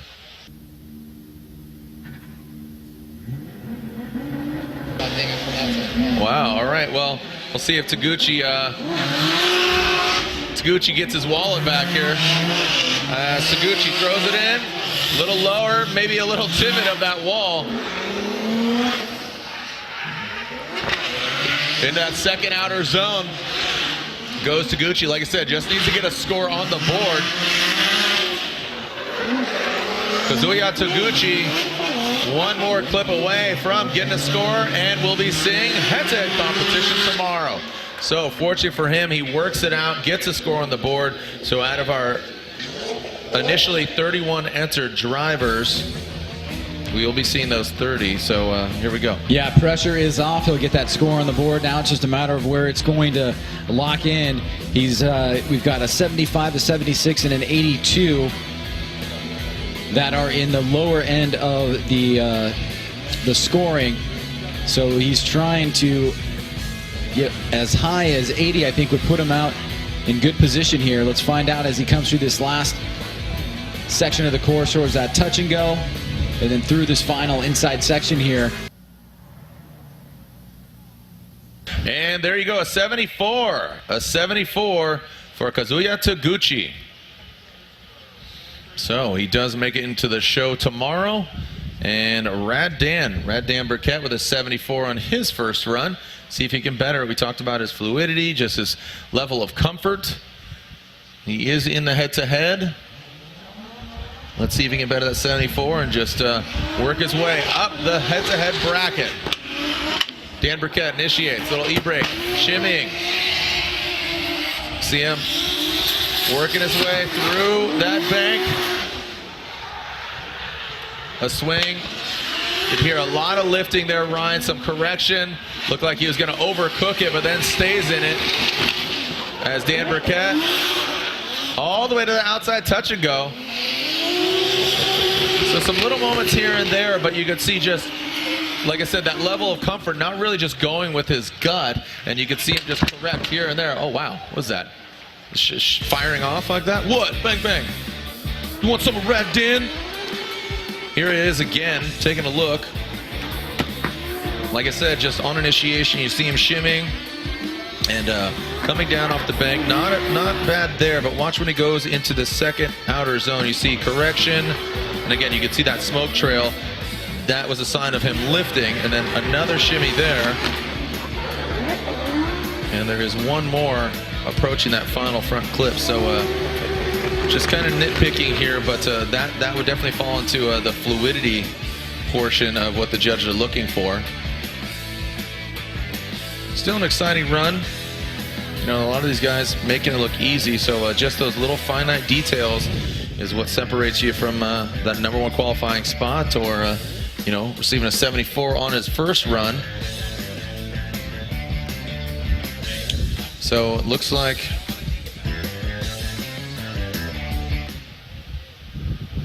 Dan Burkett does better his first score, a 78. A 78 puts him into 23rd position. So that just goes to show you, a 78 puts you into 23rd. Next up, Vaughn Gittin Jr. had an 87 on his first run. This Monster Energy Nitto tire, Ford Performance Mustang RTR.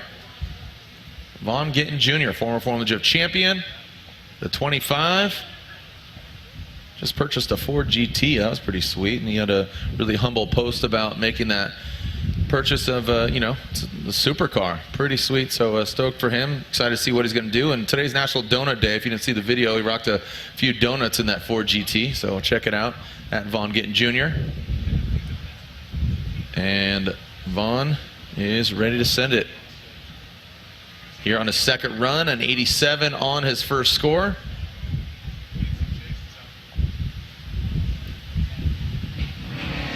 And Chase sends it. Here we go. Throws it in. Whoa, Vaughn. Very aggressive. Almost dragging the wall. Into that flat portion of the track. Gets into the crease, gets into the groove like Madonna. Oh, buddy, hangs it out there. Takes out that front clip once again. That's what he did on his first run. Taking out the signature RTR lights even on the front end.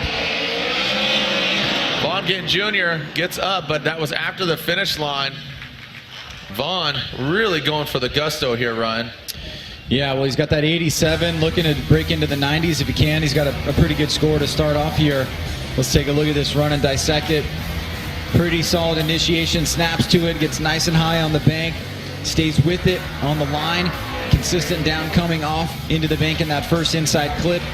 Enters the second outer zone at the right time with the right line. Stays on that third hash mark. Right there, a little bit of a mistake leaving that second outer zone, and there you can see the lift going up past that outside touch and go. So a couple little mistakes there. We'll see how that affects the score overall, but all right, so Vaughn Gittin Jr., the scores are in. A 91, a significant jump for him. Ryan, as you said, working his way into the 90s, and he does. 91 puts him into that number 3 spot. So still a couple 92s stand to be the best scores so far. Tied right now, I believe there was Justin Pollock and that of Odie Bakshish, those 2 Falcon Tire drivers. Next up, Jonathan Castro. He had his Instagram takeover and still continues. So be sure to check out @Formula D and see what's going on in Castro's world from Dominican Republic. Been competing in Formula J for quite a few years now, and again, more turning and burning of this vehicle, and just seems to get better and better with this Jardot Metaldom Toyota Racing Toyota 86 on Nexen tires. And just like I said, it just bears repeating on how dynamic last year's run of him and James Dean in Orlando. That would probably go down in the most memorable run in my eyes. I mean, it was just absolutely unbelievable run last year in Orlando. Ryan, I think you even shed a tear, dude. You were hyped. You're pretty pumped. Fully torqued. yeah, it was fine. Oh, man.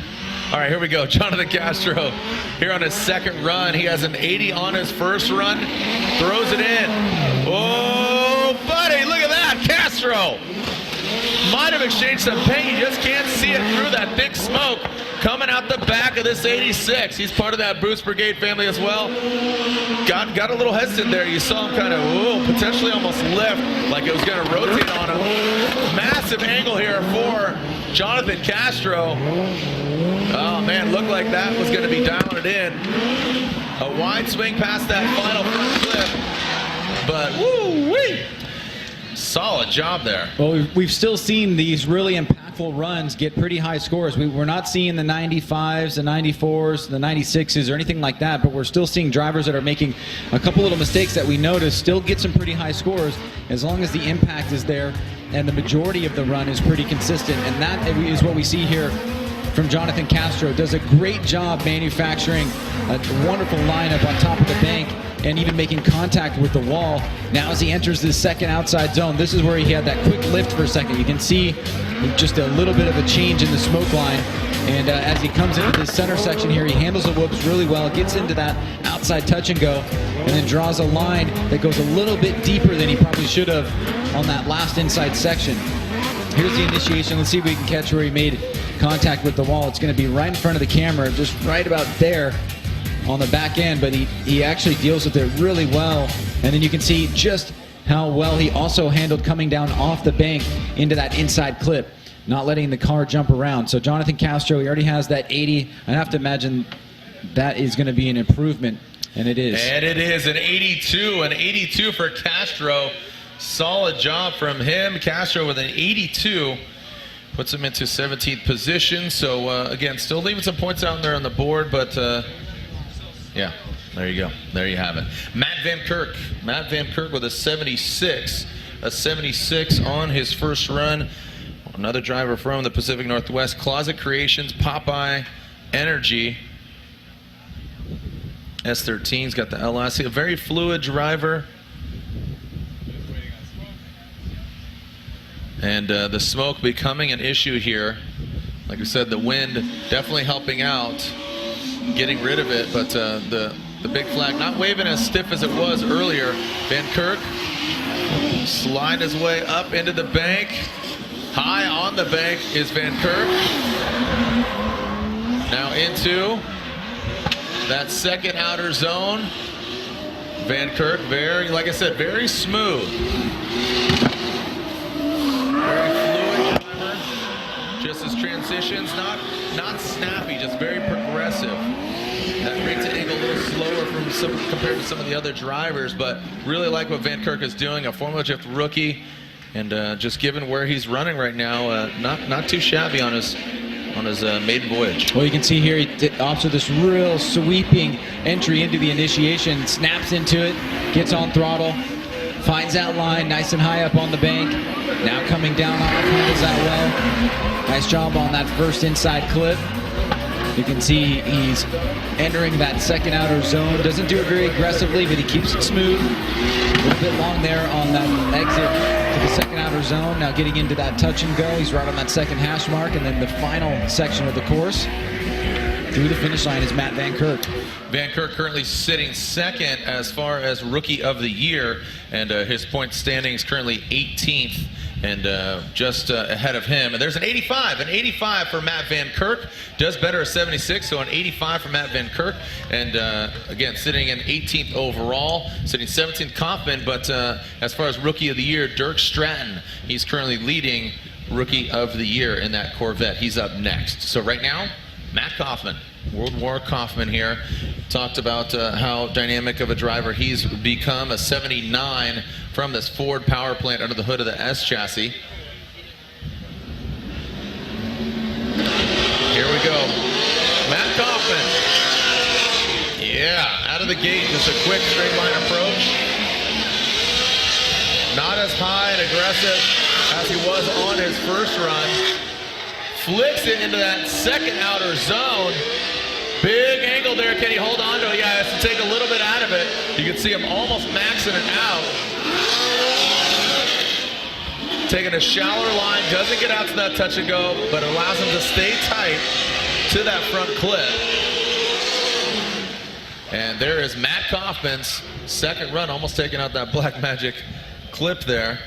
Ryan, he has to better a 79. A 79 was his first score. Yeah, would love to break into the 80s here. Kaufman, always aggressive. You can see smoking it down the line there. Back on throttle here, looking to draw that deep line. Does a pretty good job on that latter part of the big bank. Now coming through that first inside clip. Big angle into that transition there. He's able to hold it so far.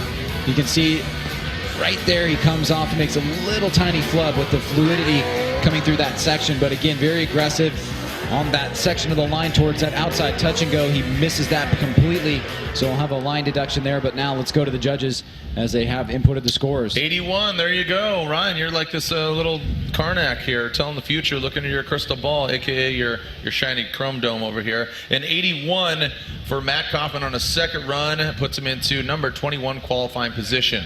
All right, so Dirk Stratton is skipping his second run. He does have a score on his first run, and that was an 80 on his first run. So he is skipping his second run. I think he's having some issues, but that was a smart decision because you're only allotted one competition timeout. That is a 5-minute allotment to fix your vehicle, so guaranteeing his head-to-head spot. Locked, loaded, skip his run, moving on. Michael Essa, our next driver, and Michael Essa on his first run, an 84. 84 on his first run. Wants to better that. And now we are in the top 16 drivers here coming into this round of competition. Essa, like I talked about, very smooth and just shredding into that first front clip. Quick little downshift into the gears and then finds himself right into the pocket. Boom, on that first hash mark. All the way out to that touch and go. Can he dial it in? Do we have a driver that's besting a 92, an 84? So we have two drivers tied with a 92, and Essa, a former champion, really coming on strong. He has an 84, 92. Pollock and Bakshi's currently leading the pack. Well, I think that's going to definitely be up there. And if you look from the get-go, watch how well he initiates, floats, and then catches it right at the right time. Right here's the float, and then boom, right back on throttle. It makes it look very seamless, and then he's able to get in the pocket there, stay on that line, drive through that first inside clip with the right line as well. And then as he finishes this section here, you can see he's on the right line coming through this section of the course. He has big angle there. He gets out to that touch and go. Big smoke here, Nice line being drawn, maybe a tiny little bit of deduction there, and maybe coming out of that second outer zone. But I have to imagine that's going to be an improvement on that 84. 92, so now 3 drivers with a 92. So it's going to come down to what Pollock and Bakshish have in store for their second runs. Speaking of Falcon Tire, the other Corvette of Matt Field makes his way over here. All right, the Falcon Tires Wish Corvette of Matt Field, the Beast from the Bay, 777. Borla exhaust note, here we go. He has an 89 on his first run, which is a definitely respectable score. Going for that #1 spot. Big angle there past that front clip. Like to see him a little deeper in that outer zone. Hammering down. About the 3rd hash mark on that touch and go. Zeroes in about the 2nd. You can see him really, man, absolutely hammering on that car. An 89 for Matt Field. Also an update, Chelsea Denofa was to be ahead of Matt Field. He is skipping his 2nd run. So Chelsea Denofa skipped his 2nd run. Let's take a look at Field here. Into that initiation, also doing good job catching the float, getting right into that deeper part of that outer zone. Now remember, Jared, on that first run, he had that mistake leaving outside zone #2, and that gave him an 89, factoring that deduction. Now this time around, much cleaner on the exit of outside zone 2. Big angle here through that center section. Snaps it back around. He's on the throttle. Could have gone a little bit deeper into that touch and go, and he's right on that 2nd hash mark. Now we saw Michael Essa have that improvement on his. He went from an 84 to a 92. Can Field break into the 90s here? Here we go, Ryan. Does he get it? Yes, he does. A 92. So 4 drivers.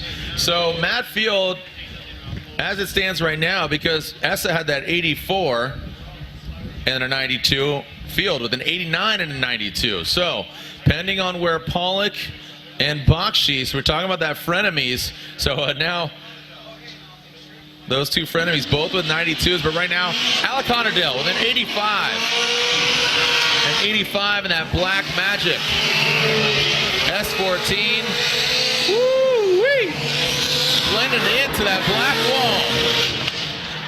Into that 2nd outer zone, that supercharged V8 S14. Oh, it throws too much angle at it. Has to unwind a bit. Throws him offline. Gets out of shape. Gets it wild. Man, the Destin Floridian getting buck nasty here. He got wild. He threw in way too much angle, had to unwind it, and threw him off his line, Ryan. Well, you could see that mistake starting to materialize as he was leaving inside clip 1. He was carrying so much momentum there. He had to use angle to slow the car down, but he just had too much, and he wasn't able to hold it. He does a great job on the first section of the course. He goes really deep into that zone, and then right here he's got a lot of speed. Right here he's trying to catch it, put angle in the car, but he's got too much. He realizes he can't hold it. He has to pull out of it. And then there again, he goes a little bit off course, hitting that exit cone to outside zone #2. So I don't know that he's going to better his 85. A couple little mistakes there that were pretty noticeable. But let's see what the judges think overall. Does have an incomplete on his 2nd run, but the 85 currently has him in 15th position as far as qualifying. Ken Gucci, an 87 on his first score. He is our next victim here of this Wall Stadium Speedway. The Advanced Auto Parts Gauntlet presented by Black Magic. Ken Gucci throws it in. Yeah, there we go. Nice, Goosh. One of those FD veterans into that 2nd outer zone, the 2JZ powered 86. He's been on the box here before. Let's see him do it again. Can he do it again? Gretty Performance Products, Falcon Tires, Toyota Racing, Toyota 86. Ryan, that was a really rock-solid run there for Gucci. Yeah, Gucci seems on point today. He's got that 87, as you mentioned. This run was as good as that, if not better. Let's take a look at the initiation here. Straight line approach, snaps into it, catches it just past that 5th guardrail there, then stays on the throttle, leaving that section of the course, trying to maximize the angle through that first inside clip as best you can without slowing down, and then getting right into that second outer zone is Ken Gucci, leaving that second outer zone. Big angle here coming through the center section. Nice line through that outside touch and go. Smoky run from Ken Gucci as he hits that last inside section and pours on the throttle through the finish line. So and here we go. He does better, an 89. An 89 on his second run puts him into number 9 position. So, Ryan, we're talking about that 92 and how many drivers were tied with that 92. Bakshi's has a 92 on his first run, but an 89 previously from that of... that could be an 84. I was just trying to make sure. Yes, that is an 84. This is Ryan writing. Yep. All right. So Matt Field currently has a 92 and he has an 89 on his first run. So right now, where is Odie going to land?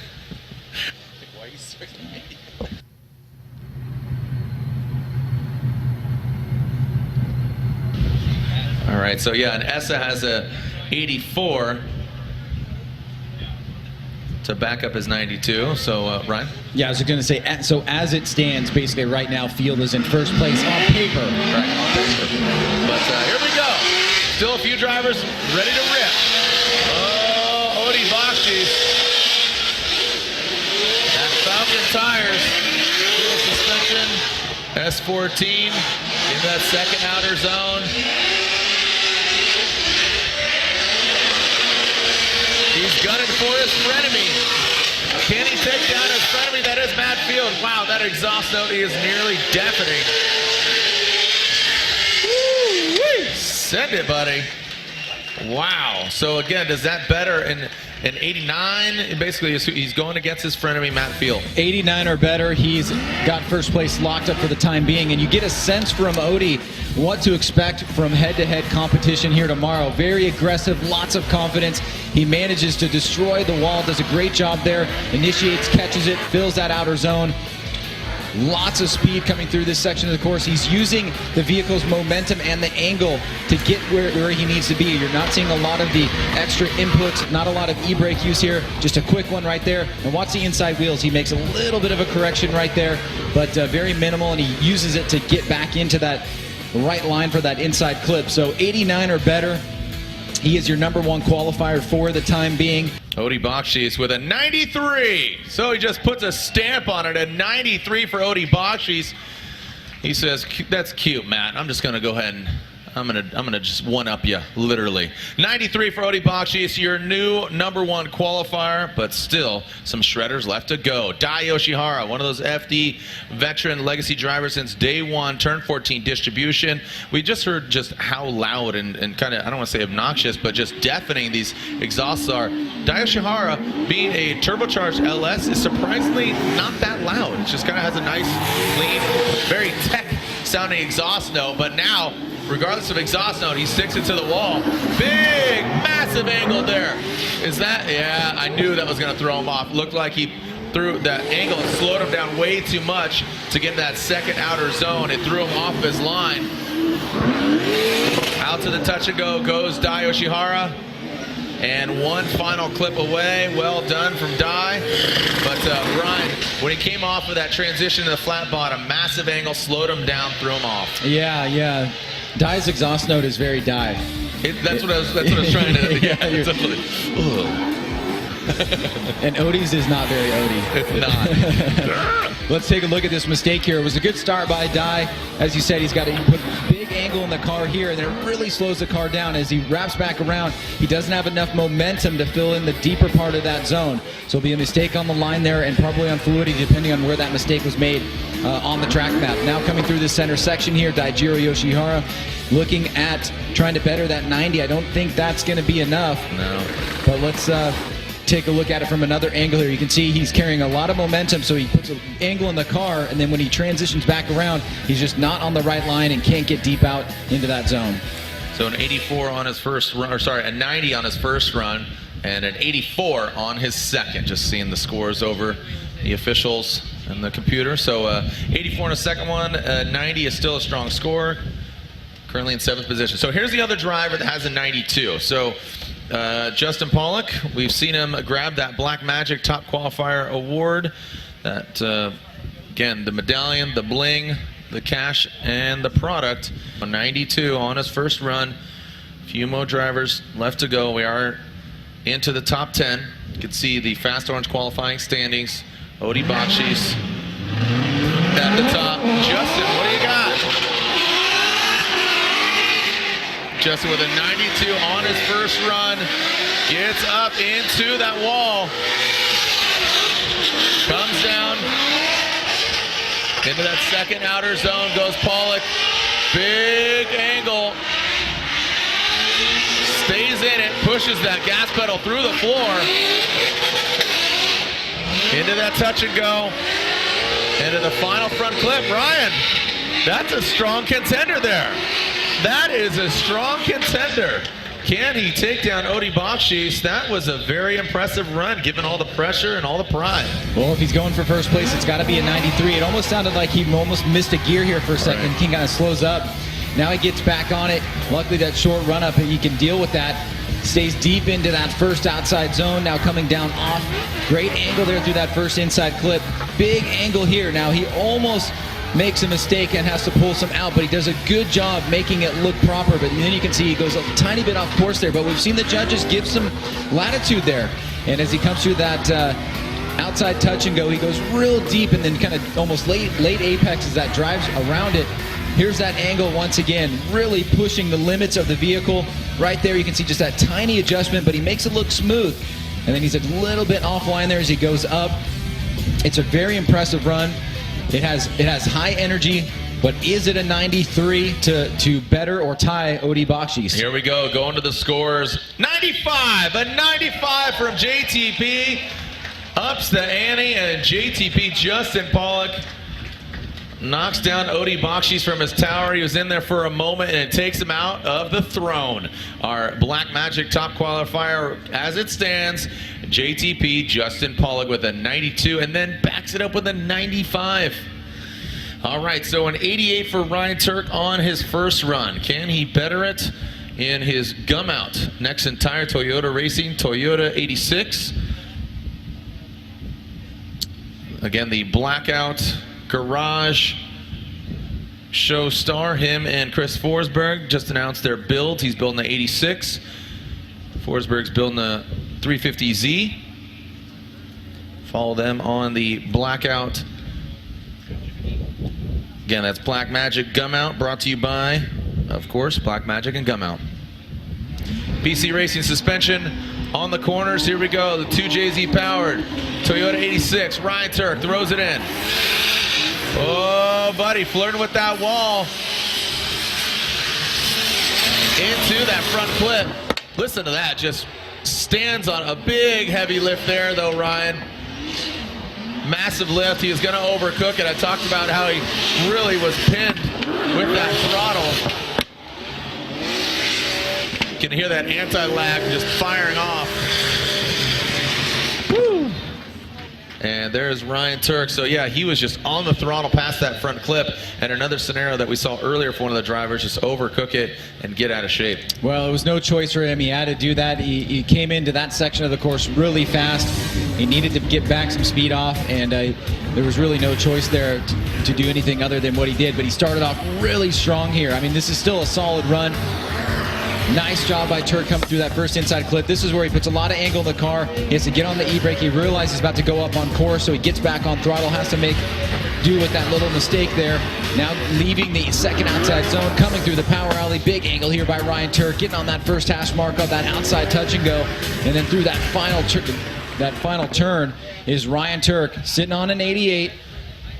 And now an 83, not going to do it. An 83, just with that major mistake there. He sits in 10th in his gum out Toyota Racing Toyota 86.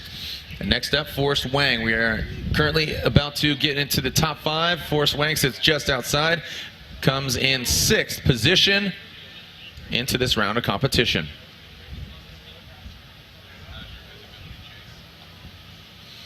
Forrest Wang, Vaptasia, Energy Innovations, Get Nuts Laboratory, Achilles Tire, S15. Forrest Wang has an 85 on his first run. He started low and then went high into the bank.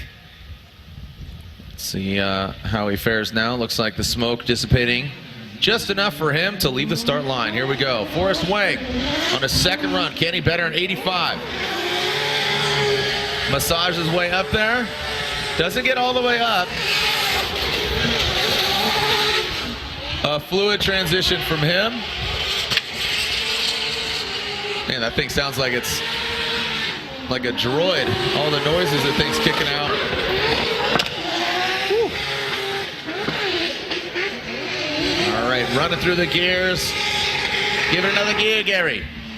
All right, so Forrest Wang.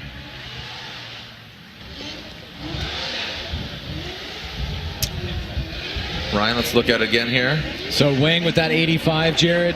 It looks like he was really going for it here, but obviously he's going to sacrifice a little bit on the bank. He does not get as high as some of the other competitors that were in those 90 to 95 range that we saw just recently here with Justin Pollock. You really have to have that section of the course down, but you can see Wang here able to really do a great job on the infield, coming through the center section, dealing with the whoops very well, getting off throttle in the right places, then back on, drawing a nice line and staying consistent there. Huge angle through this section of the course. Nice fluid rotation back around. Aims just about perfectly right there between that second and third hash mark of that outside touch and go. And bouncing around a little bit there, but he finishes up and improves. An 87 on top of his 85, but take the better of the two. So an 87 puts him into 12th position. Now we are getting into the top five. The top five. Top five coming into this round of competition. Christophe Bluch coming off of that victory in Atlanta.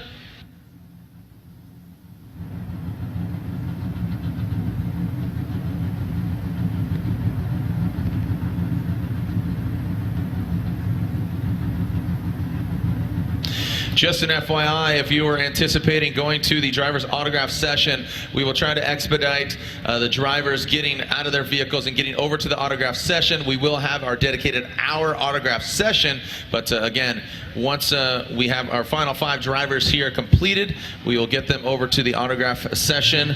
The tables and chairs are getting set up, so we will have that full hour autograph session. Here we go, Christophe Bluch, HGK from Latvia. In this mass motorsports oh, buddy, that could have gone hairy. Wow, that could have gotten really sketchy there for that Eurofighter BMW. The car looks really loose.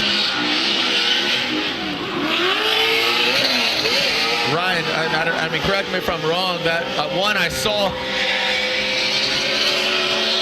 Ryan, one, I saw you cringe, like he was going right for the wall. 2, the car looks really loose compared to the first run and even to last weekend. Well, you know, Christophe Bluch has the wherewithal to know to pull out of something here that could have got really dangerous, and that's this section right here. As he starts pointing towards the wall, he sees what he needs to do. He makes an adjustment in the car. He'll take the mistake on the head. But yeah, he's just he doesn't really seem to have that flow that he had in Road Atlanta. It may just be some tweaks and adjustments, because obviously we know this is an incredible vehicle with a driver that just came off of a win.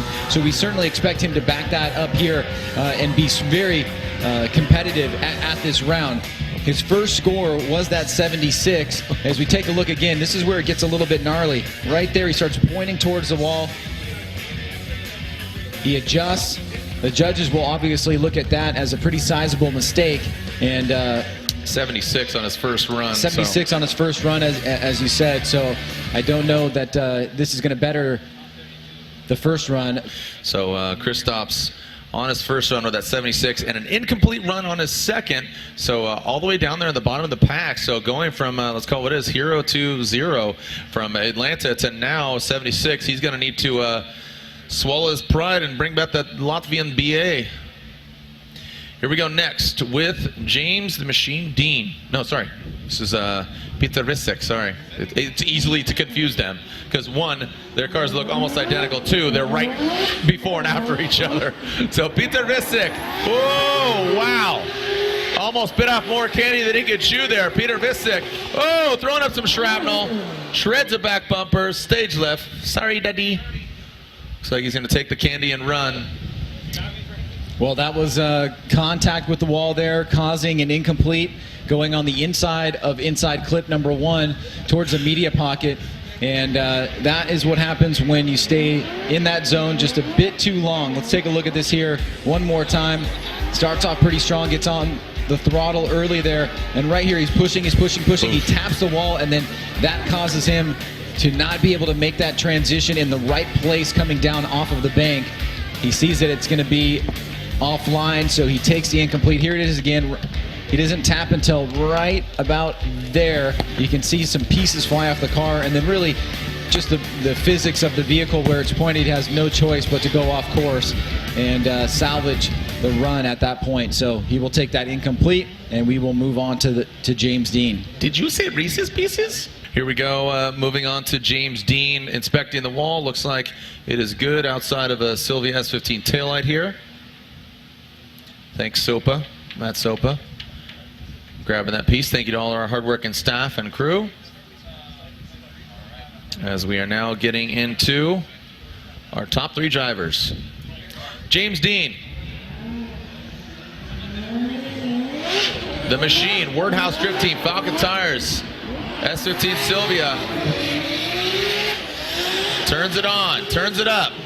A 95, can he better it? He has an 88 already in his back pocket. Woo-wee.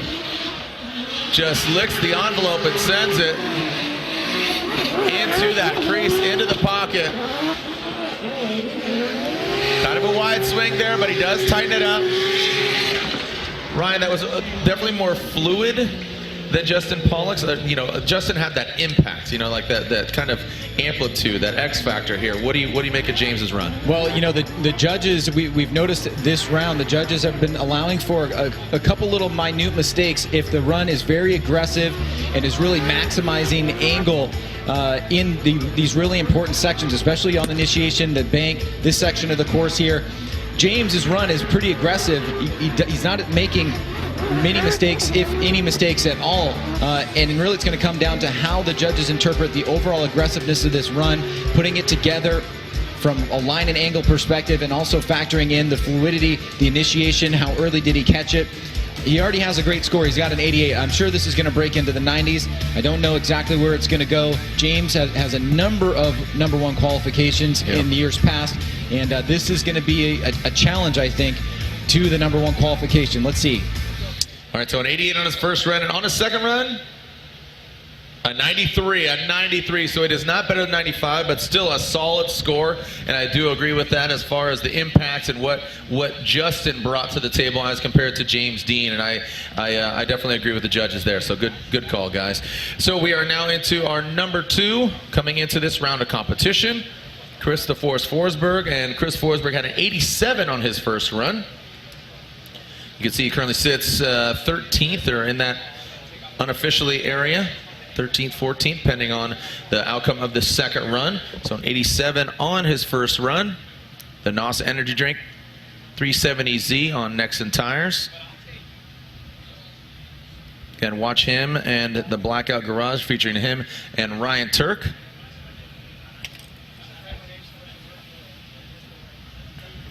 See where these guys end up. Been calling these guys the Bone Zone outside of the Blackout Garage. Get in the zone, the Bone Zone. Here we go, fellas. Lights them up into that outer zone. High on the bank. Just a unique sounding exhaust. And into the crease. Doesn't get all the way out there. Very fluid from Forsberg.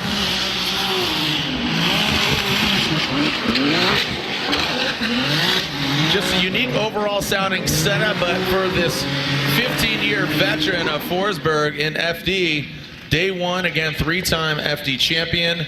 Ryan, is that better than 87? Does that get him in the 90s? Where's your head at? I think it could be better than an 87.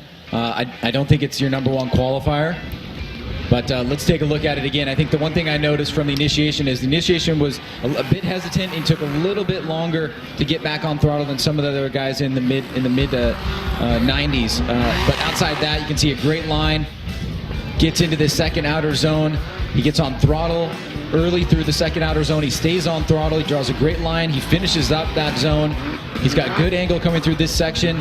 Back on throttle again, right through that outside touch and go, and then tight on that final section there. So I think this is a solid overall run. I don't think it's your #1 qualifier, but I think it could very well improve on that 87. I definitely agree. So one more driver left. We will have our gum out autograph signing. That was to begin at 6, and obviously now local time at just about 6:30. And there's Forsberg. It does get him in the 90s. That's a 90 for Chris Forsberg. Puts him into the number 8 position, bettering his 87 on his first run. So again, this is our final driver, our current points leader, former champion, Frederick Osbo. Consistency is key, and Chris Forsberg can attest to that. But Osbo, just multiple podiums this year, and just going for it. The target was on James Dean's back, and Osbo debuting a new vehicle under that Papadakis Racing team, operating both him and Castro's vehicle. Ryan? Yeah, I was just going to say, for Justin Pollock, he's most definitely got to be watching very closely, because Frederick Osbo can very easily ruin your day right now. No, totally, and he's done it before. James Dean has done it, but that's why he's currently sitting #1. Here we go, Frederick Osbo, the Rockstar Energy Drink. Next in tires, Toyota Racing, Toyota Corolla. This hot hatchback brings it to the wall. Into that transition, nice snappy. Into the crease. Look at that, just the posture of the car. And the attitude into that touch and go.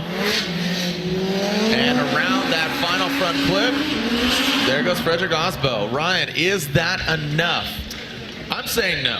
Well, it was definitely very clinical, surgical, clean, not a lot of mistakes. Right. But I think the feeling of it, the impact of it, did it have the impact of Justin Pollock? I also kind of want to say no, but this is an overall a strong run by Frederick Osbo, and maybe we'll eat our words here, but you can see he does a great job on the bank. He was early back on the initiation. He's solid here early on the throttle, entering outside zone 2, carrying a lot of speed here. Good angle from that little vehicle as he transitions through that outside touch and go. Great job there by Osbo, and again, he's got that 90. Let's see what it is. Scores are in. Scores are in here. Is it enough? 92. I was going for the 91 estimation. Have Stefan Papadakis talking smack over here to us. I'm just kidding, not smack. Lovingly giving feedback. All right, so again, #1 qualifier, JTP, Justin Pollock, in that Falcon Tires Ford Mustang. You good? Nah, you're done? It's fine. We're good, we're fine. So we'll see you online tomorrow. We'll see you another time here at the Advanced Auto Parts Gauntlet, presented by Black Magic. Round 4 of the Formula Drift Black Magic Pro Championship. Send it.